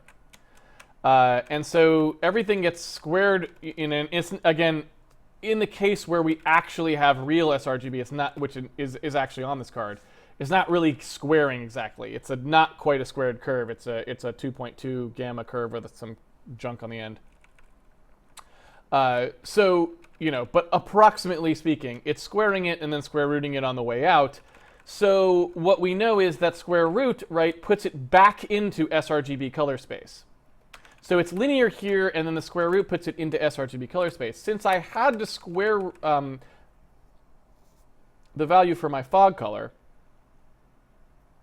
that suggests to me that in order to match the clear color, that suggests to me that the clear color is being applied directly. So the clear does not go through, even if the frame buffer was set to sRGB, the clear does not actually obey that setting. The clear just writes the value directly without going through the sRGB transform first, right?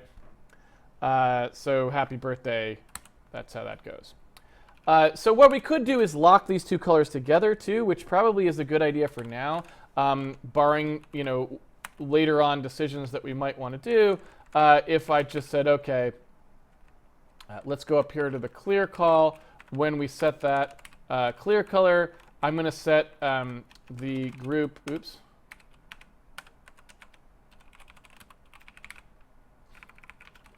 Set up at that point so that everyone after this, they will get a fog color that is just the squared version of whatever these are.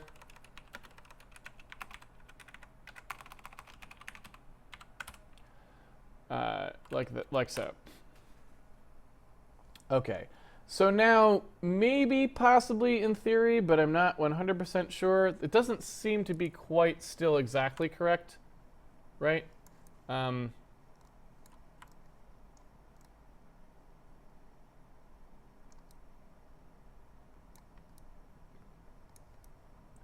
right now you can also see we're not, since that there's only one last setup and we don't change it for the two, the fog is always sort of doing its thing here. I don't know why. Why is that doing black? Did I mess something up when I...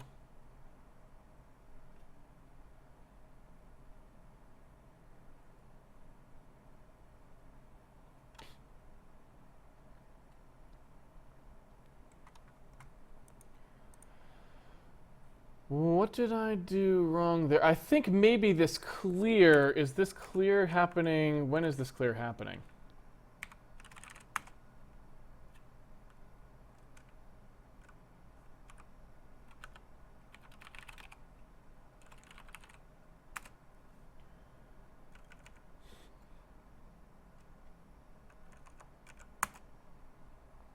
Aha, it's happening before the set camera transform.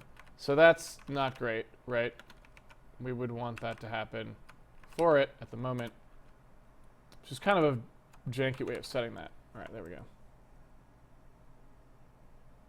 All right, so that seems quite good now, right? That fogging feels quite good.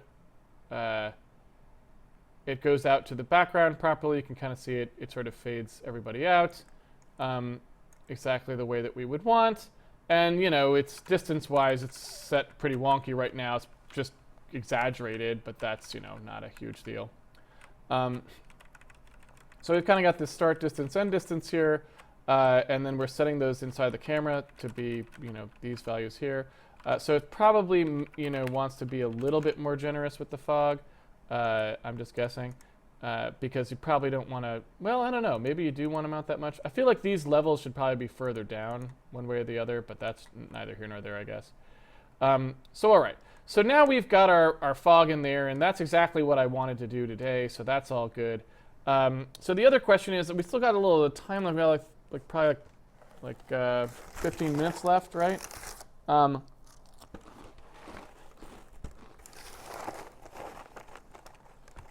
So we have another question to address here, which has to do with alpha.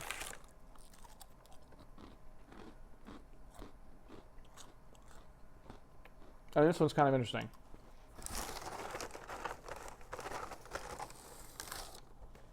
We probably won't have time to do it in 15 minutes, but we can at least start talking about it.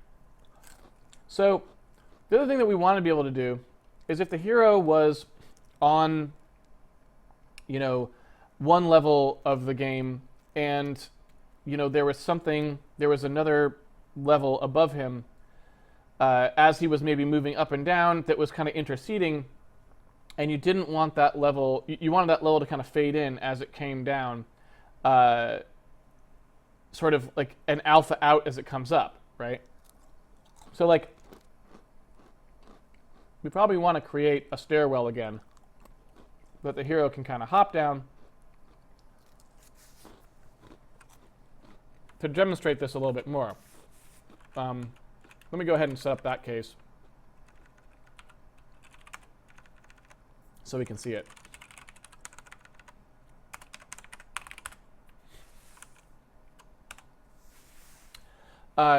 So what I want to do here is, like, you know, we still don't really have our room-bound stuff set up at all properly, so we kind of need to do that pretty soon here. But we want this guy to be able to hop down these cubes, right? And right now there's no way for him to get down there at all because, besides the fact that the camera, we don't have proper camera-bound stuff set up, so we don't track where he is properly, which we'll do probably next weekend. We don't have any cubes for him to hop down here, right? We'd like to have cubes for him to hop down here so that he can get to the next level. I had pulled those out sort of because I thought sorting-wise we weren't quite going to be able to handle it. Maybe we can handle it now because we've actually done the full 3D stuff. Visually, I don't know that that's necessarily true, but it might be true. So we might as well try it and see. Let's take a look here. Oops, world mode. Add standard room. Because before, you know, we had sort of, and in fact, you know what? Let me take this out temporarily as well, so that sort of, you know, room noise. You can kind of see here now this is what it would look like if all of the cubes were leveled. So I want to see if I can put some cubes in there that's like a stairwell he can kind of go down, right?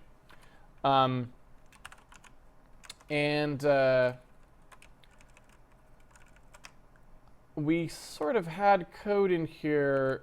Here's the right hole. If, you know, we wanted to make this stuff still happen, we just need these z values to drop down a bit, right? Or to go up a bit, one or the other. And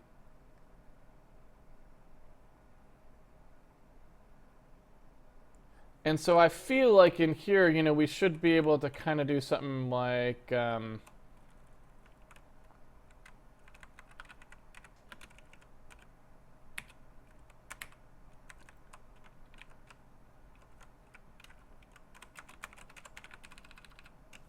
looking at this, you got this kind of p offset thing. So if I was to go ahead and say that inside the right hole, the p offset for these things is going to be some random thing.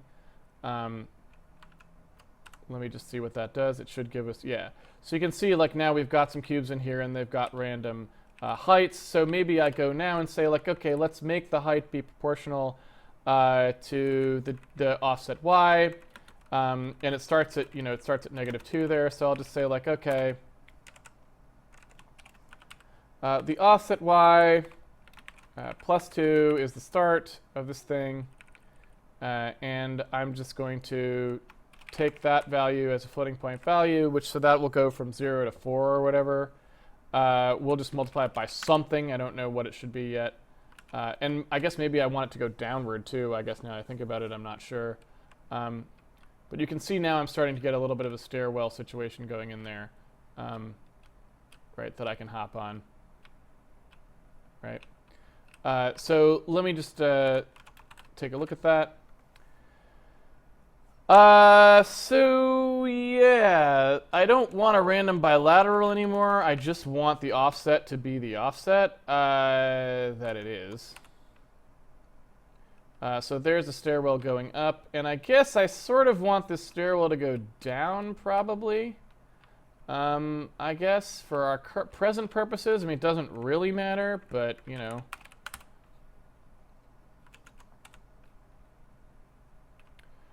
So there's the stairwell going down. I don't think it goes down enough.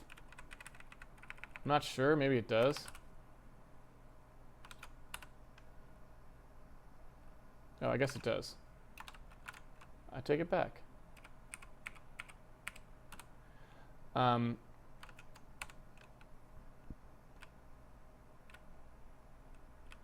right, so now, in theory, this dude can hop down here. You can see we still have problems because he's too tall for his location, but, you know, that might be something we can fix. You can kind of see that he hopped down there, right? And he ended up here. We need those to be like a little lower. We also need the room. I feel like the room height needs to be... You know what we could do?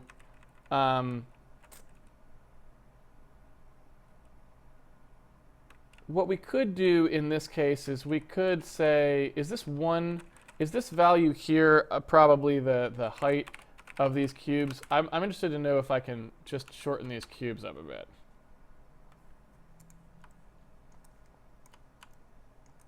So that's maybe a little bit easier for us to deal with, right? You can kind of see what's going on there, just as a sort of placeholder situation. So let me go ahead and kind of move these guys down a little bit more. All right. So now that's a little bit more sensible. Bloop, bloop, oops.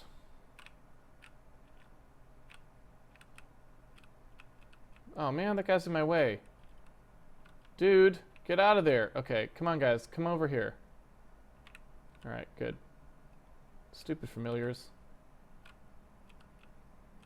There we go. All right.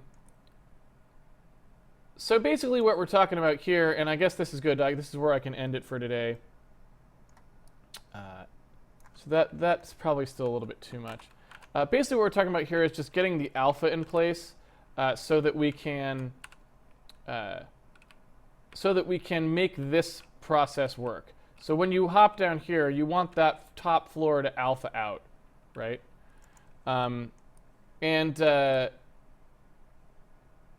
Because once you're down here, you can't see yourself at all, and as that level kind of comes up towards you, we want it to alpha out. So that's the next effect that we want to put in there, and that's not really as much a shader effect as it is a render pass effect, but you know, we can sort of cover how that works tomorrow. This is kind of funny. It's funny looking at something from this angle when the sprites stay at their other angle. Kind of cracks me up a little bit. All right, anyway. So yeah, so that's all we're talking about here. I'm going to go ahead and put in this randomization back because it makes it easier to see the grid. There we go. So yeah, I think that's where I'll stop for today, and then next weekend we'll start tackling the room-based stuff and clean up sort of some of this dimension stuff so that we'll have all that working properly. Because I think that's pretty reasonable now, right? All right. Okay. Oh, you know what I could do since I've got the 10 minutes? Let me go ahead and make that change to the clip rect stuff so that that's not something that gets pushed on periodically. I want to change that. So let's just do that since I have a little bit extra time today, I don't want to start something new. Let me do that. So let's call this this clip rect thing. Let's get rid of this and call this like render setup or something, right? And this is the setup for the rendering, which says here's the clip rect, right? Here's the render target, here's the projection matrix, here's the values for the shader, have a party. And then what we can say is, well, a render entry textured quads just has the setup that it's going to use in it, right? So that's just all it needs to know, is it just gets that in there. And then we don't need any more of this stuff where we've got like a clip rect index situation coming on here. Yeah, I don't really even know that we're going to need this type field anymore. We'll have to see what ends up happening when we get there. But, you know, it may be the case that that doesn't really have to happen. We'll find out. So anyway, we could get rid of clip recs, and then those just don't have to get pushed on anymore. Those just aren't a thing. They're like off and they're unrelated, right? And which is nice because it means now that people don't have to skip those, and everything is just kind of hunky-dory there, right? I also don't know, are we even using this anymore? The render transform thing? Oh yeah, we are down here. So we could start using this setup stuff and have a game setup and a debug setup separate as well. I don't know if we really want to do that or not, but we have options there, obviously. All right. So let's see. We don't care about this much. We can just change it to render setup. That's pretty easy. Clip rect indexes no longer have to be a thing at all, and in fact, that can just go away. That's just not there.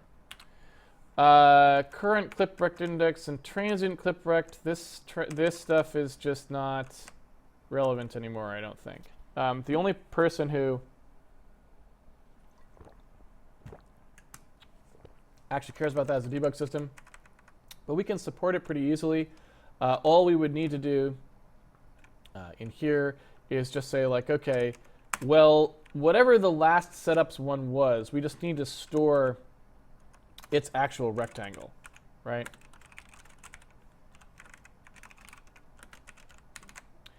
So we would just say, okay, the old clip rect equals whatever the render group last setup clip rect was, is what we need, right? And so then later, after you do whatever it is that you're going to do, we just need to restore it. We also need to push on a new set of quads, because the quad thing just kind of aggregates those quads together, right?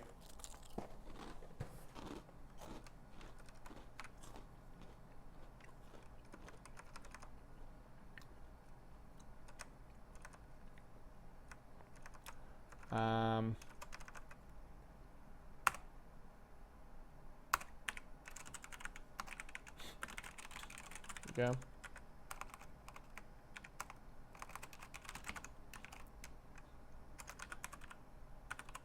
Where is the render group thing here?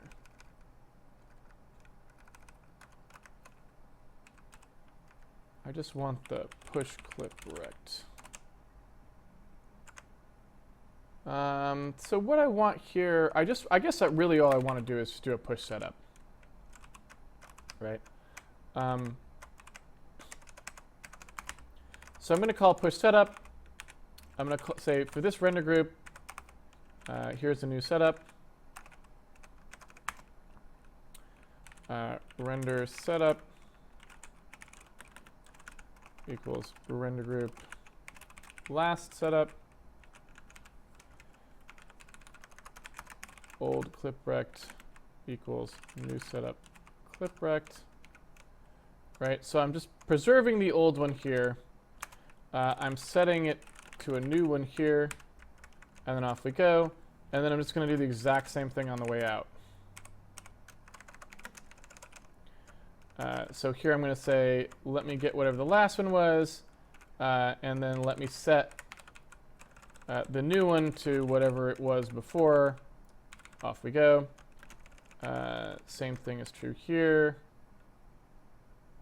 I don't really know. This is not a thing now. Just want to get rid of that. Although I guess, no, wait, you know, I could. I just wouldn't do the push setup. So if you wanted to do it, you could. Instead, I just do, well,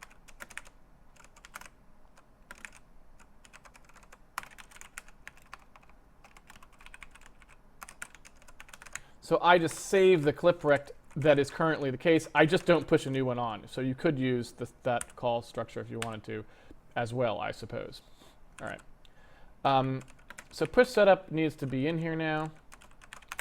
Another interesting thing about push setup, though, is that it doesn't actually have to push anything. But that's a separate issue. This is going to be a bigger change than I thought it was going to be. I probably shouldn't have done this right at the end of the stream. This might go a little late. All right, so push setup.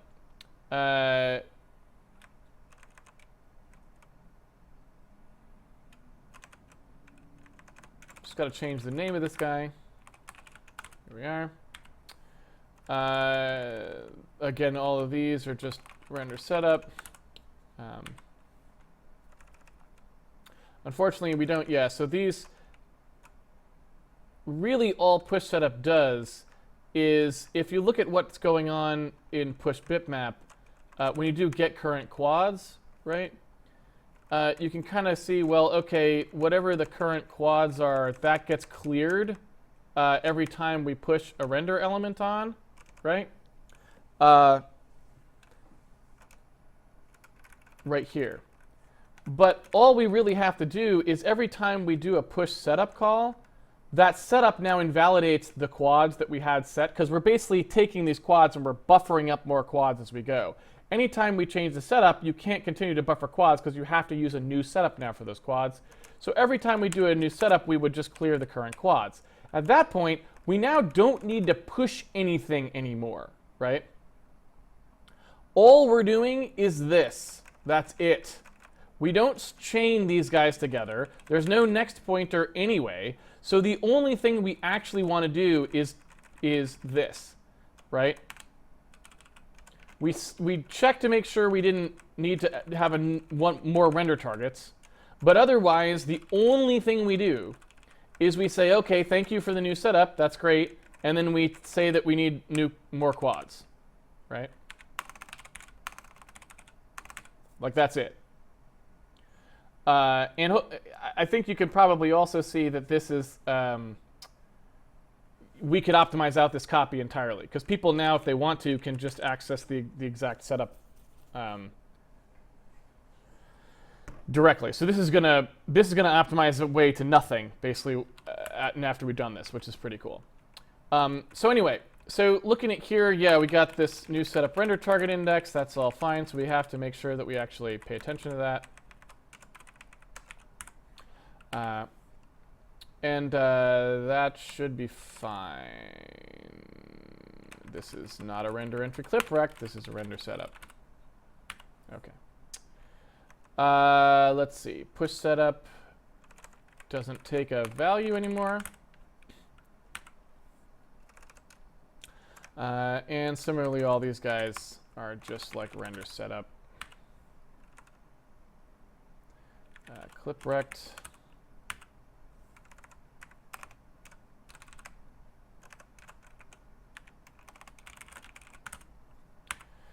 And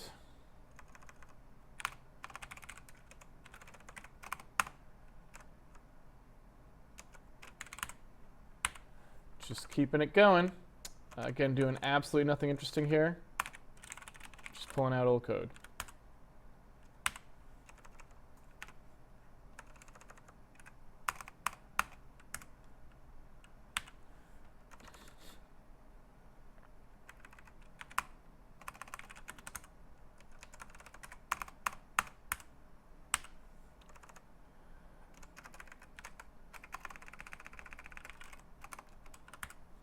Okay. So hopefully you can see what I'm doing here. Again, really straightforward transformations. This is just me looking at that code and noticing that really it was just doing a bunch of busy work. And so I'm just getting rid of all that and saying, look, we don't have to aggregate these anymore. We're just pushing down quads so we can make this a much more streamlined operation. So that's all I'm doing, right?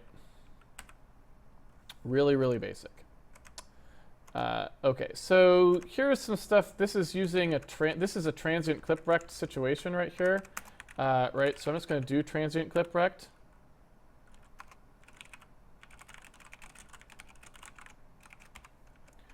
And it looks like, I don't know who's actually changing the clip rect though, to a default clip rect. So I guess I just want to do that.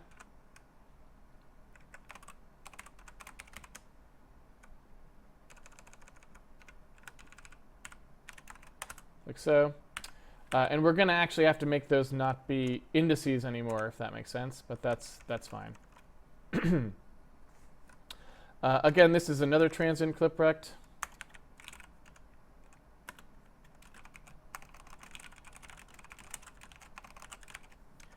And that's just going to be the render group. And really what I want here, so what you can see developing here sort of is this render group call now, when I push a transient clip rect on there, I'm going to pass a rectangle 2i. So what I actually want here is I want this object transform thing, instead of doing this, I don't actually want it to do this at all. Like, that's not useful to me. Really what I want is, get clip rect. Like so. And I want that to produce the rectangle 2i that I should actually use, right? So what I want here is I want a rectangle 2i result that's going to produce this rectangle after doing the transform and just return it to the caller. So now they can use it anywhere they want to. Because now you don't have to generate a clip rect from it, right?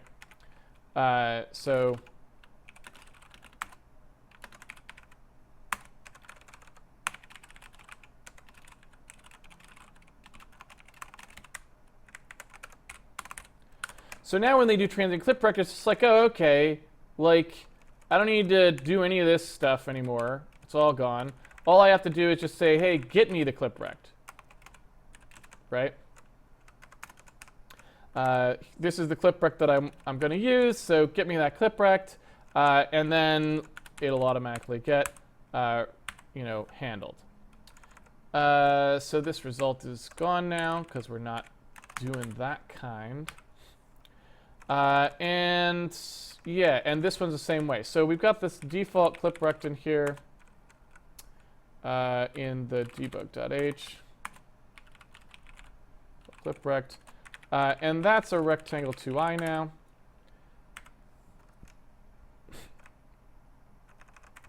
This is going to be the same thing, transient clip rect. I guess I can just call it clip rect. Get clip rect. And there it is.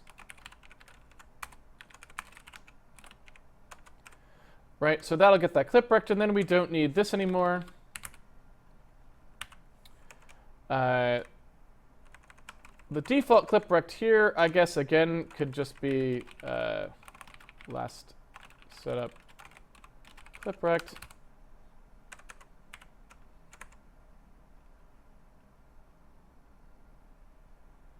Oh, I guess I actually meant render group. Is that what the, yeah, sorry.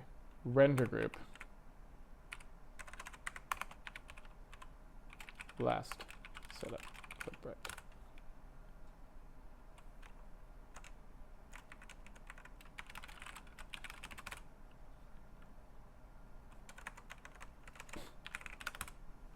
Okay.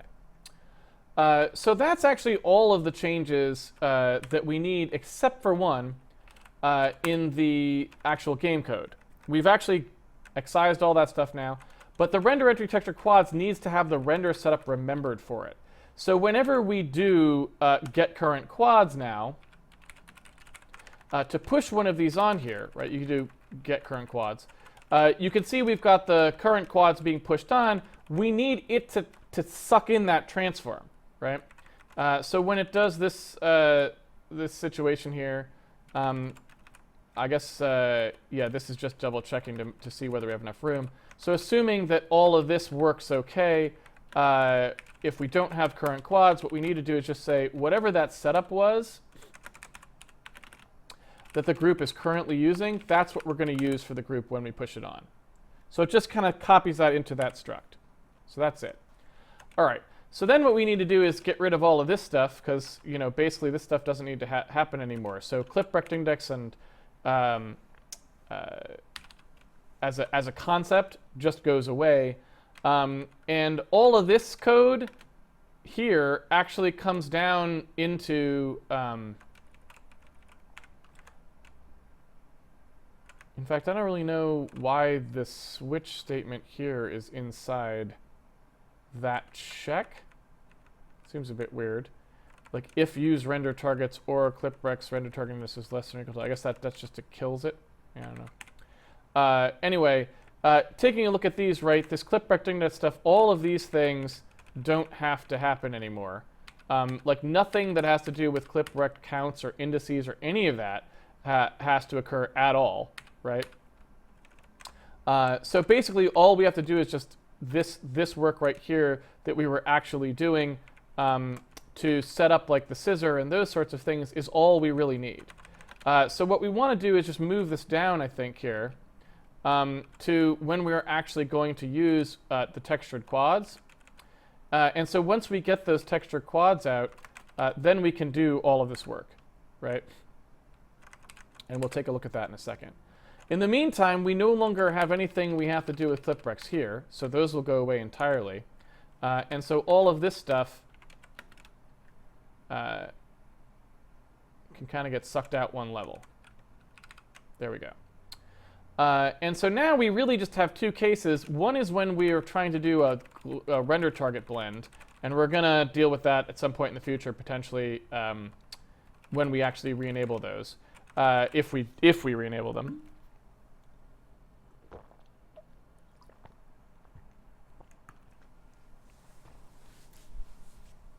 Okay. But then our render entry textured quads here, that is the place where we're going to actually do this setup. So if use render targets, that's actually going to be the thing that does the bind frame buffer here. I think at this point there's no way to not use render targets because we pretty much always use them, but we'll leave that in place for the moment. So we'll just go ahead and say that we've got the render setup here. And that's going to be what we're going to look at. So what we're going to say is if the setup render target index is less than or equal to the max render target index, then we're assuming that we can proceed with this call.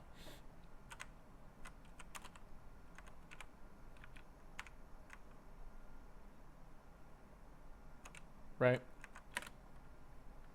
Let's indent this in. So. And we kind of need to think about this because if we're, what we really want to say is this render target index, Yeah, we'll have to think about this a little bit more, because this switch doesn't actually work.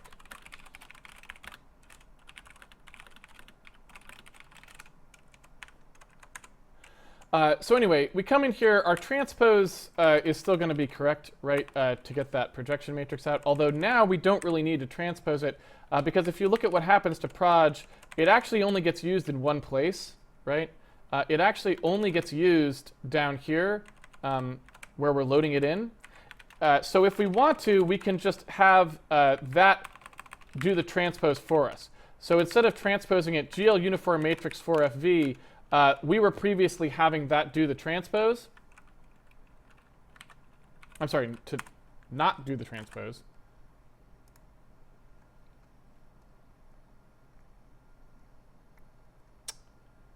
Where is it?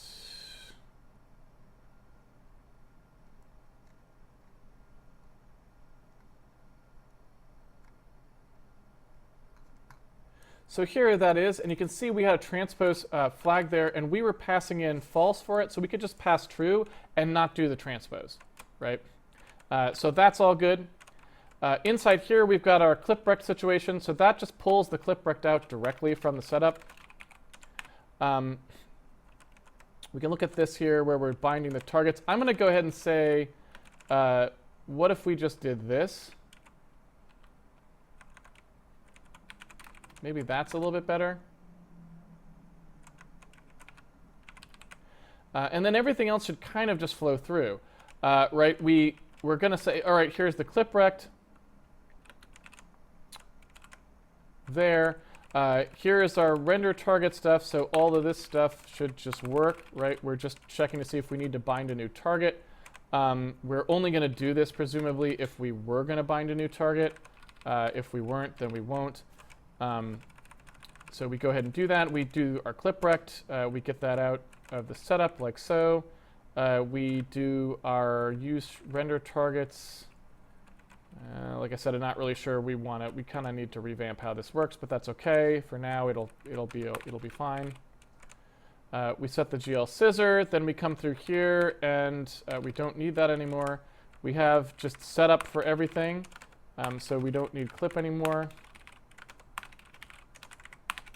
And again, all that just comes out of our command, and so it's really nice, right? Okay. So now in here, we still have this cliprect problem for our... I'm just going to nuke this because, again, we have to redo our software renderer at some point. And we'll sort of cross that bridge when we come to it. There's no sense maintaining it now when we're still kind of working on what this should look like. So now we don't need linearized cliprecs anymore. That's just gone. Which means we don't need prep for render anymore because we're not sorting and we're not linearizing the cliprecs, which is great because that means all this stuff goes away. It means, yeah, prep for render is just gone, which is fantastic. It means when we call prep, anything that was taking a prep no longer takes a prep. So again, just really simplifying this stuff down. It's really nice. Let me go ahead and jump to those. So software render commands. Where is that? That is here. Let's just get rid of that everywhere.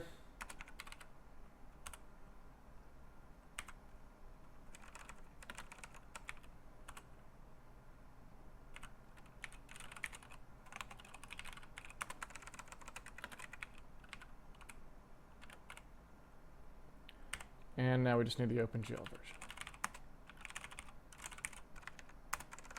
Okay. Now, the end of a stream is not a good time to do that. I guess I just forgot how much it would be. I was assuming that wouldn't work at all, and it actually just worked just great. So that's nice. Again, just a very simple mechanical transformation of how the things were structured there, but turns out to be really kind of nice. Because what you can see now is we're getting a much cleaner way of going through to do our render commands now. Basically, we just set up our those render targets, and now we're just looping through really just sets of quad batches. And the quad batches have in them everything that we need to set up the program, specify the vertex data, and off we go, right? And it just gets us out of a lot of bookkeeping that we really didn't need anymore. We don't need any of these anymore, right? We don't need the clip-rect situation. We don't need these firsts and lasts anymore. Those can all go away. Let me go ahead and take this game render prep structure goes away. Sort entries obviously should have gone away a long time ago. But we're just getting that, nice sort of spring cleaning out of the way where things now can be just a lot more straightforward. And again, no loss of functionality here, so that's good. I'll go to a brief Q&A since I took up the time there.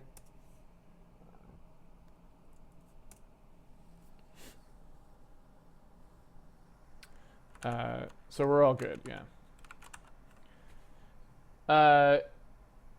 And again, that's a bit odd. I'm not sure.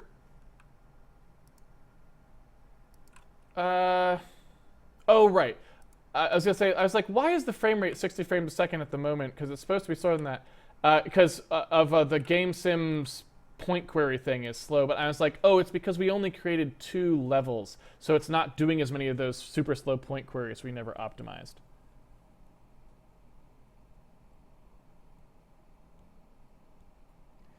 Has the frame rate tanked after implementing fog, or was that a wrong impression of mine? That is definitely a very wrong impression of yours. The frame rate is currently unrelated to rendering completely.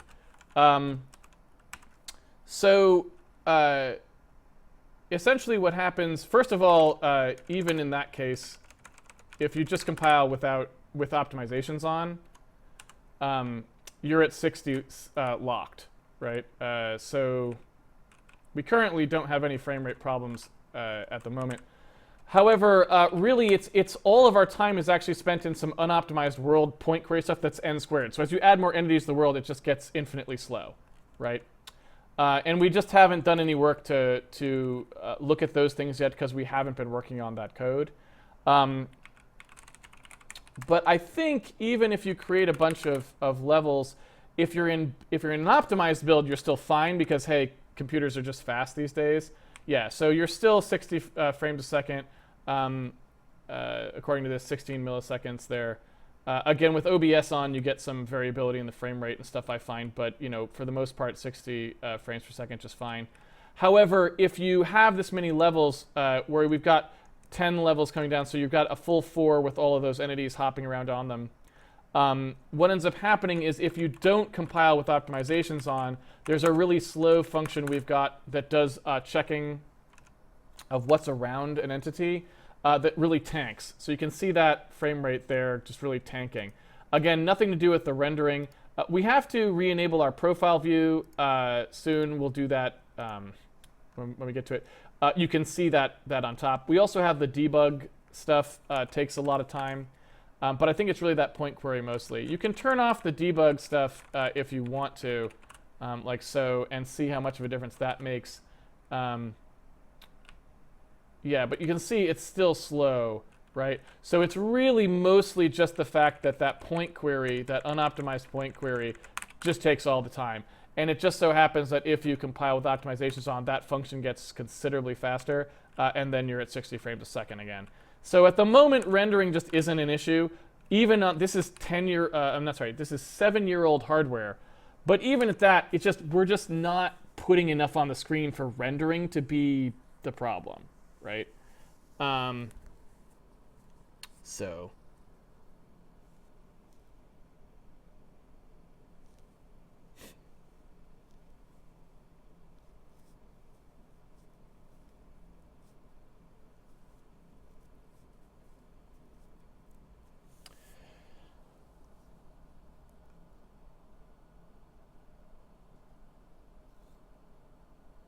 All right, let's take a look at some questions here because we have quite a few. I'll try to get through them.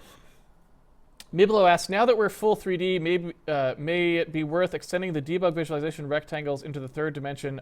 Yes, I think you are probably quite correct. We have not had a chance to do that yet, but that would be a very good idea. because it would allow us to draw bounding boxes, basically, which is probably more what we're going to want to see. So yes, I do agree that that would be a good idea.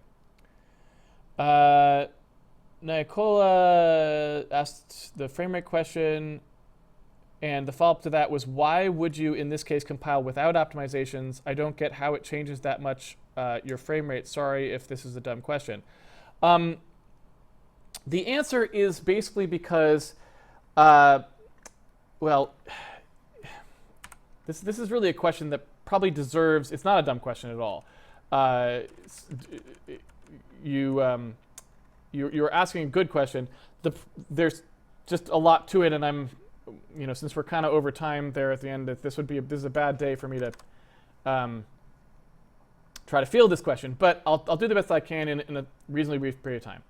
So what ends up happening, right? If we take a look in SimRegion, I can't remember the name of this function exactly, the one that is really slow here. Let's take a look.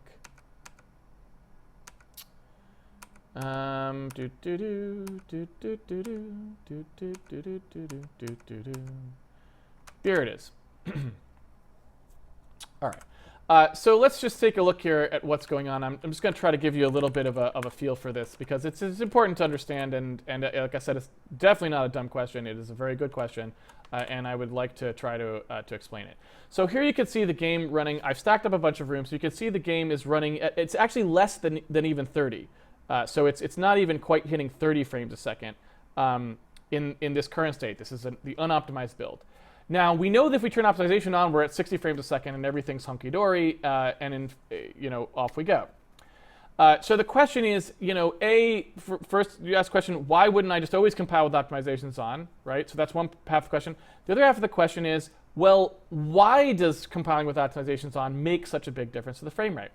And so the answer here is so let's start by taking just a few observables that we can see about the game. So we know it's taking 40 milliseconds a frame right now in this debug build. I'm going to go ahead and take get closest traversable, and I'm just going to tell it can't run. So what we're going to do here is we're going to say, look, we're always going to return just a result that is saying we looked for a closest traversable and we couldn't find it, right? Unfortunately, I guess now that I think about it, I don't know that everyone can handle this never happening. That's a good question. I don't know if I can actually do it, because people need to be placed somewhere in the world initially. You know what? Here's what I'll do. Let's try this. I'm going to make a global variable called killSwitch, and I'm going to set it to 1, and then I'm just going to say if killSwitch do this, right?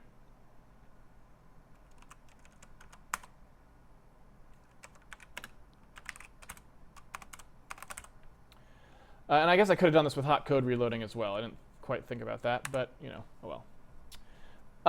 So here we are running the game again. Like, it's taking 40 milliseconds a frame, and right. So if you think about, there's 1,000 milliseconds in a second, right? So if you wanted to hit 60 frames a second, you want to be at 16.66 milliseconds should be how long the frame takes, because that means you're just waiting for the monitor at that refresh at that point, which is what you want, right? So now if I come in here and I say, well, okay, let's set a breakpoint there. Are we in SimRegion? Yeah. Let's go down to get closest traversable. So here's get closest traversable. I'm going to set a breakpoint in here, and I'm just going to set kill switch now. It was 1. I'm going to set it to 0, so that code path won't run anymore. So this code path just is not running anymore. That means nobody can move now, right? So they're just not able to actually go anywhere at all, right? And you can see what's happened to our profile. We've actually gone down 15 whole milliseconds, right? We used to be at 40. We're now at 25. And that was just from this one function. That's all we did was take out this one function. So that one function alone, just one, was taking as much time as his entire frame takes to do the 16 millisecond frame in a 60 frame per second game. okay? Just this one function. Now why? Okay, why is that happening? How is that possible? It doesn't make any sense, right? You looking at the code, look at how tiny it is, right? How many lines is that? It's only, you know, what, 943 to 975 with 30 lines of code, something like that. So let's turn that kill switch back on again, right? So now we are running this again. And we're back up, so you can see. So very clearly, just this part of the code is taking all the time. And so let's take a look at why.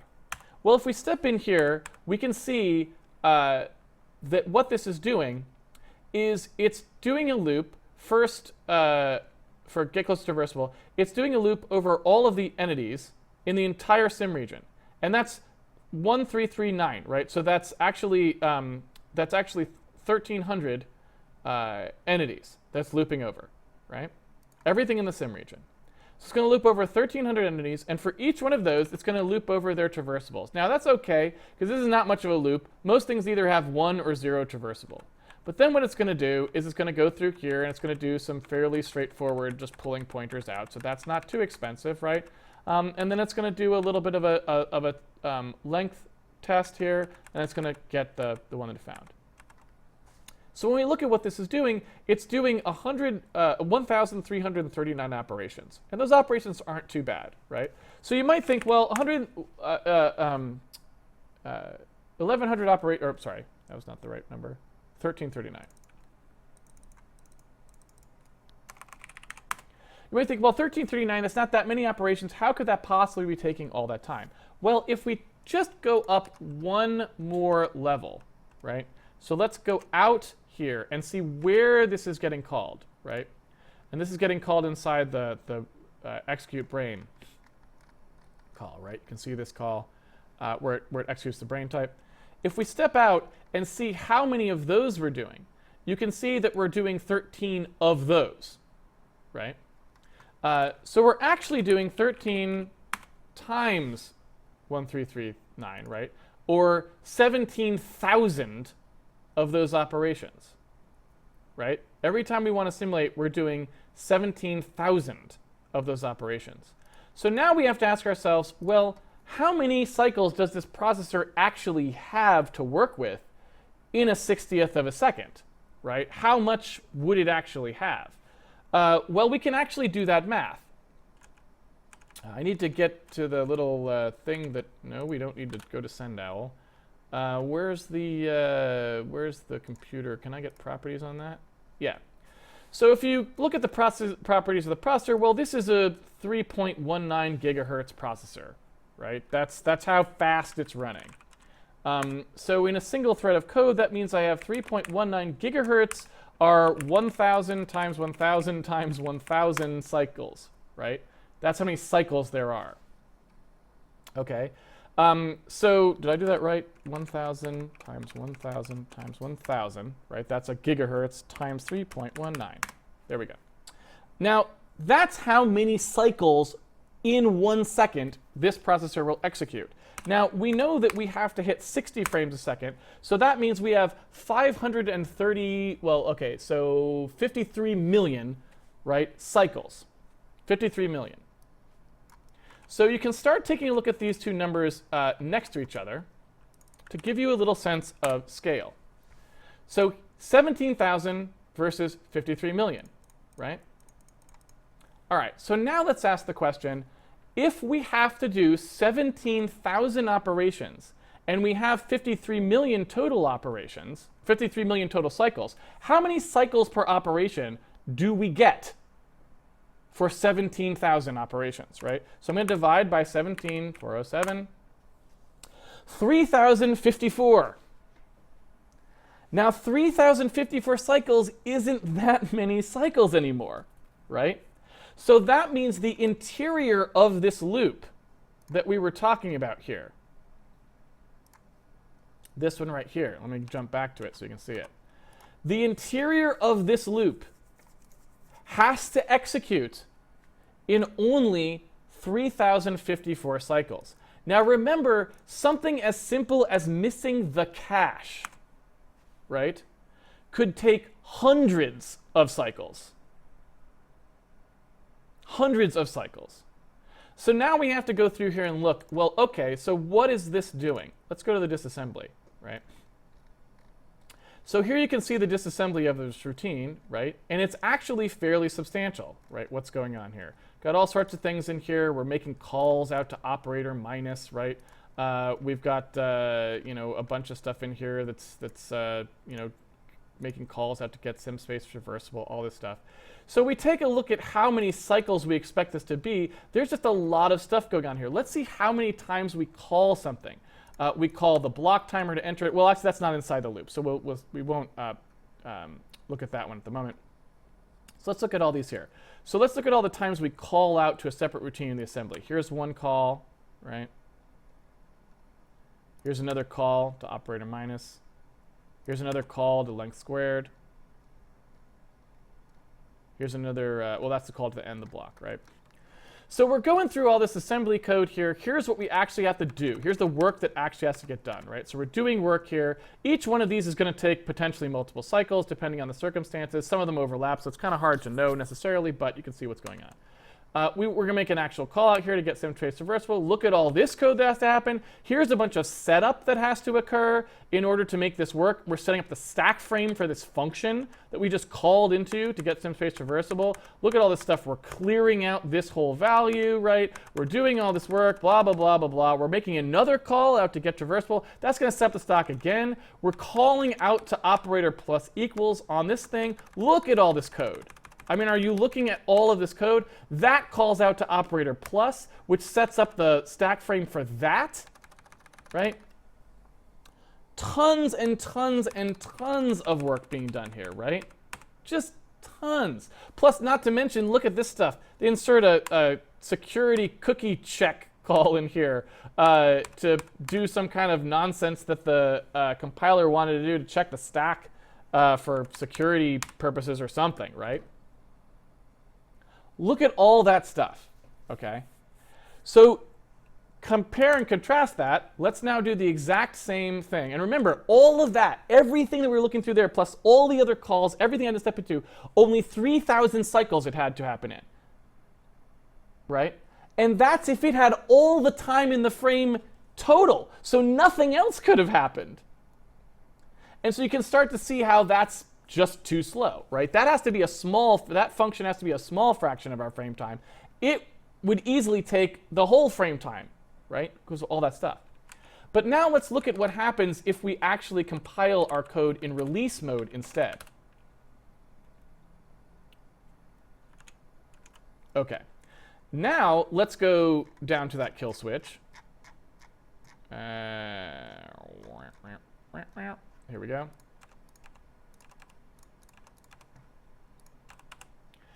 And let's take a look at this function again. So now we're coming in through here. I'm going to go disassembly. And let's take a look at what happens. So first, let's go through and mark all the places that we call something, right? Just like we did before.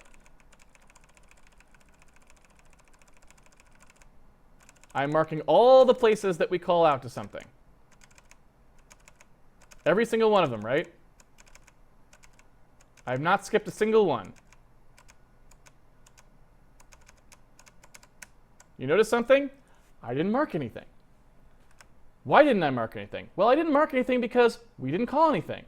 Why? Because when you turn optimizations on, the compiler will inline all small functions and remove all of that extra cruft. So now we have something that went from having tons of extra code that got pulled in to having all of those functions fused together into a nice clean series of mathematical operations that can all happen in a nice little tight loop, right? So now if we step through here, you look at what's happening, it's very straightforward. It's just moving in those pointers instead of calling a bunch of functions to get them. It's doing the math right here, right? Loading in the math and doing the math to do the comparisons on the difference, right? There's the multiplies and the adds and so on. And then it's storing the results as it should, right? It's just doing it all in one nice little tiny space. So now, even though this function is still super unoptimized because it's checking all entities for no reason, even though it should be doing a nice tight spatial query, the optimizer has gotten rid of all of that cruft. And so it's able to run well within the budget. So not even close to the, 3,000 again would have been what it would have to do in order to hit 6 frames per second if it was all that was running. It's probably now able to run in just a couple hundred cycles, right? So it's completely out of our way, unlike before when it was just this huge sprawling mess, right? So hopefully what you can see there, let me get rid of that kill switch because now we don't need it anymore. So hopefully what you can see there is optimized code makes a massive difference. Unoptimized code, when the compiler is not told to optimize the code at all, what ends up happening is it's just going to literally do every last thing you told it to do. So if you have an inline function, it's not going to do that because that's an optimization. It's just going to actually call out to that function, actually set up the stack frame, blah, blah, blah. Why is that the case? Even because inline would be very simple for it to do, right? Even quickly. Well, that now gets to the answer to your first part of the question, which is why don't you always compile an optimization with optimizations on? The reason is because if you compile with optimizations on, you are no longer able to inspect your code through the debugger very effectively.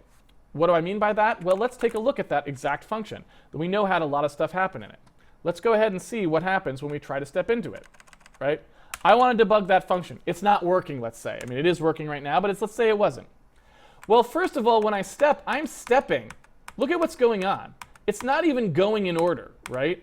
Why wasn't it going in order? Well, it's because it's optimized code. So now the optimizer has rearranged a bunch of the operations, and you can no longer expect them to happen in the order in which they're listed. That makes it pretty complicated to debug right there because you're jumping all around, which is pretty uncomfortable if you're trying to just look at where errors occur in the program, right? The next problem we get is, well, okay, how about I look at test entity, right? And I want to look at something in test entity, right? Okay, so I'm taking a look at that in there. When I'm looking at that, I have no guarantee that the place that I'm at actually is referencing that properly at all, right? Because we don't know what the state is of these up to this point. It may not have written to it yet, even though it looks like it should have or something like that, because it doesn't have to. 2point would be another example. Let's say I want to look at what the value of 2point is, this pp minus from p. Well, I put it in the debugger and it says it's undefined. Well, no, it's not. It's right there, right? Well, not really. And the reason for that is because when the compiler compiles with optimizations on, it's free to remove temporary variables or not remember what they were if it's fused all the operations together in a way that's hard to extract, right? So now I can't even look at the values in my program. I can't even tell what they are. Same will probably be true of test d squared, right? If I ask for that value, I get it just doesn't know, right? It's like I have no idea. I optimized all that away. It's all kind of messed in there in one big thing, right? Now, even I might be able to get closest distance squared. Yeah. So I can observe the results. So I know now, looking at the result of this, I do know that it did compute test d squared and that it was 302.120.026, but the debugger totally lost track of where that was because, again, the compiler optimized that whole sequence out, and it can't remember how to correlate those, right? Now, better debuggers are able to to extract data more cleanly here, right? But in the case of optimized code, there's a limit to what they can do, even very good debuggers. And a lot of times debuggers like Visual Studio's isn't that good. The debug information doesn't necessarily track stuff like, oh, I computed this and I put it in a register and I never store it back out to the stack. So if you want to know where it is, you got to go look at this register because that's where it's hanging out right now or whatever, right? So that's why I typically compile without optimizations on, because unless I'm actually trying to look at performance, it's a lot easier to step through the code. Furthermore, that goes doubly true on Handmade Hero, because on Handmade Hero, I'm trying to teach people stuff on stream.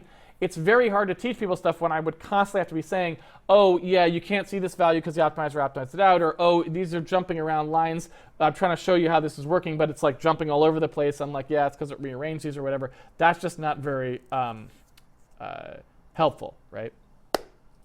So hopefully that answers the question for you. All right, let's see. Masielda says, how do you feel about uniform buffer objects? Am I right to assume the render setup struct could be passed to the shader as a uniform buffer object instead of separate uniforms? Yes, that is exactly true. I like that stuff. It's just not always supported everywhere. The best the best stuff is usually when you can just write to some memory and then hand it to the driver and say, hey, give this to the shader. So the closer you get to that, the better it is always, in my opinion. And Meso said, how does the hero know if it should hop to the lower level instead of the upper level at the end of the stairs? Where is the code for that? That is just in the thing that says get closest traversable. In fact, I think it was the thing we were just literally just looking at.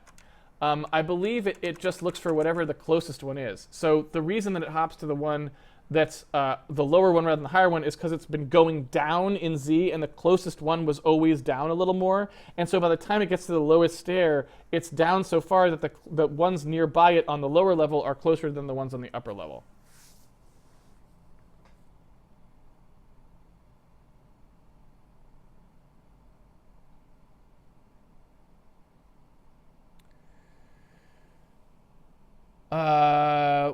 What does the software renderer look like at the moment?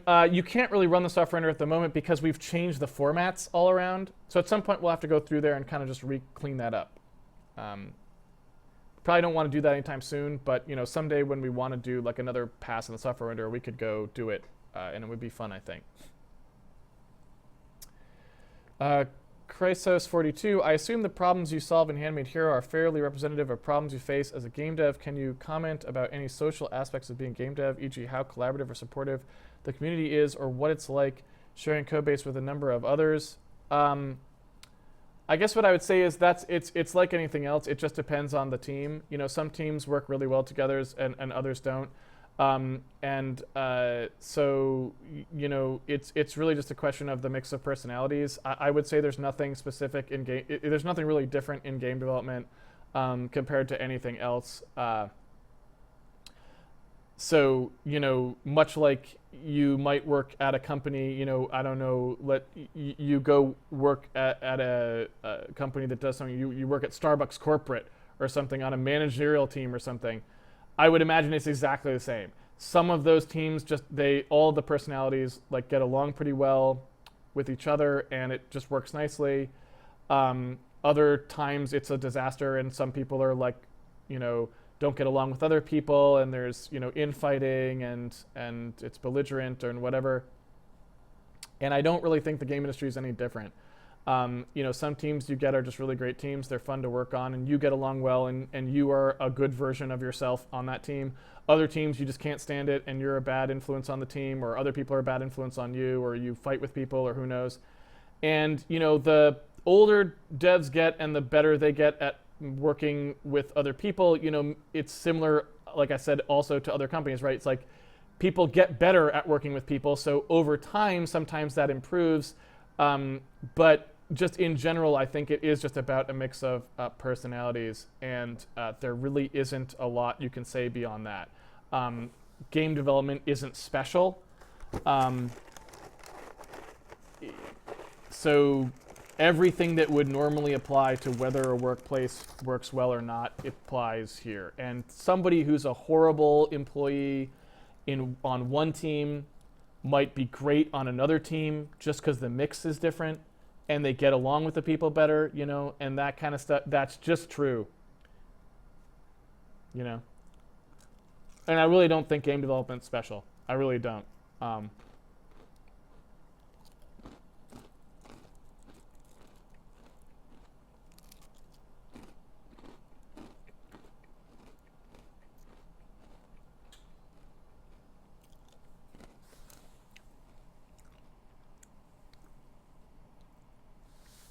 If you want to know the line count on Handmade Hero, we actually have that somewhere here, right? I don't know how to run this thing. There you go. So it's about 20,000 lines of code, I guess.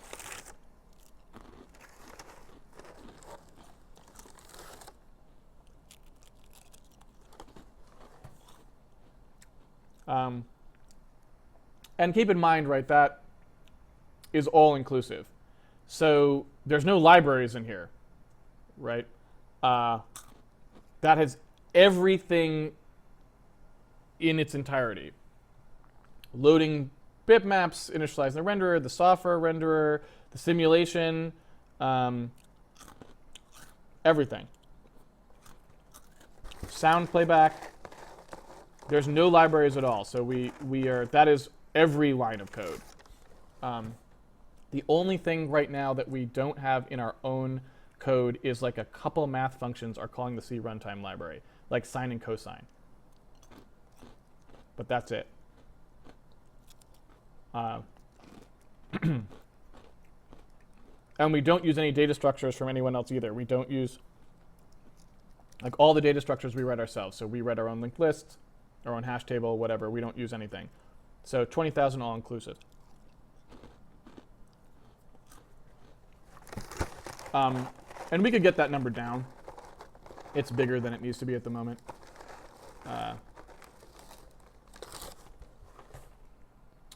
We could certainly slim things down to 14,000 lines probably. I would imagine pretty easily. Also, that includes the software renderer, right? So the software renderer is in there as well.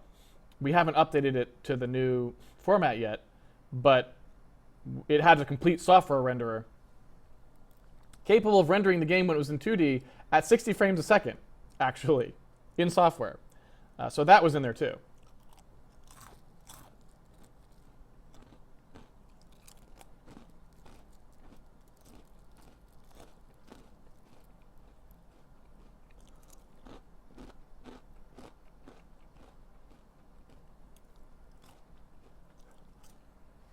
So yeah, we could get that down a bit, and maybe we will try at some point. But it's also going to get larger separately because we're going to have to put a bunch of game code in there, right? Because we're going to have to put a bunch of monster code and a bunch of world gen code in there. And that code tends to be a little big because it's just a bunch of random, human-decided things. This monster does this thing, and he, hits you for this many points of damage and all that sort of stuff. So, that's going to increase the line count when we start putting that stuff in there as well.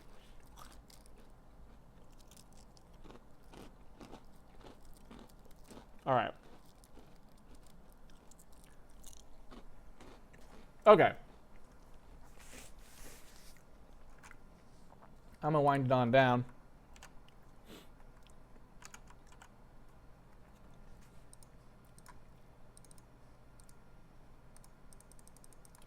Thank you, everyone, for joining me for another episode of Handmade Hero. It's been a pleasure coding with you, as always. If you want to follow along the series at home, you can always pre-order the game on handmadehero.org, and it comes with the source code so you can play around with it at home. We also have a forum site you can go to if you want to ask questions, a Patreon page if you want to support the video series, a schedule bot you can use if you want to know when we're going to be live, and an episode guide you can go to if you want to catch up on past episodes. That's about it for today. We will be back next week, at which point we will probably do, I think we'll probably want to do the alpha fading level stuff. So I think probably what we'll do is we'll break that in two parts. One is we'll clean up the camera code and try to make that kind of final. And then we'll sort of do the instrumentation of the render code to make that work properly. And at that point, I think we're in pretty good shape. Because then we're kind of in pretty smooth territory in terms of 3D-ness. We still have a few problems to iron out.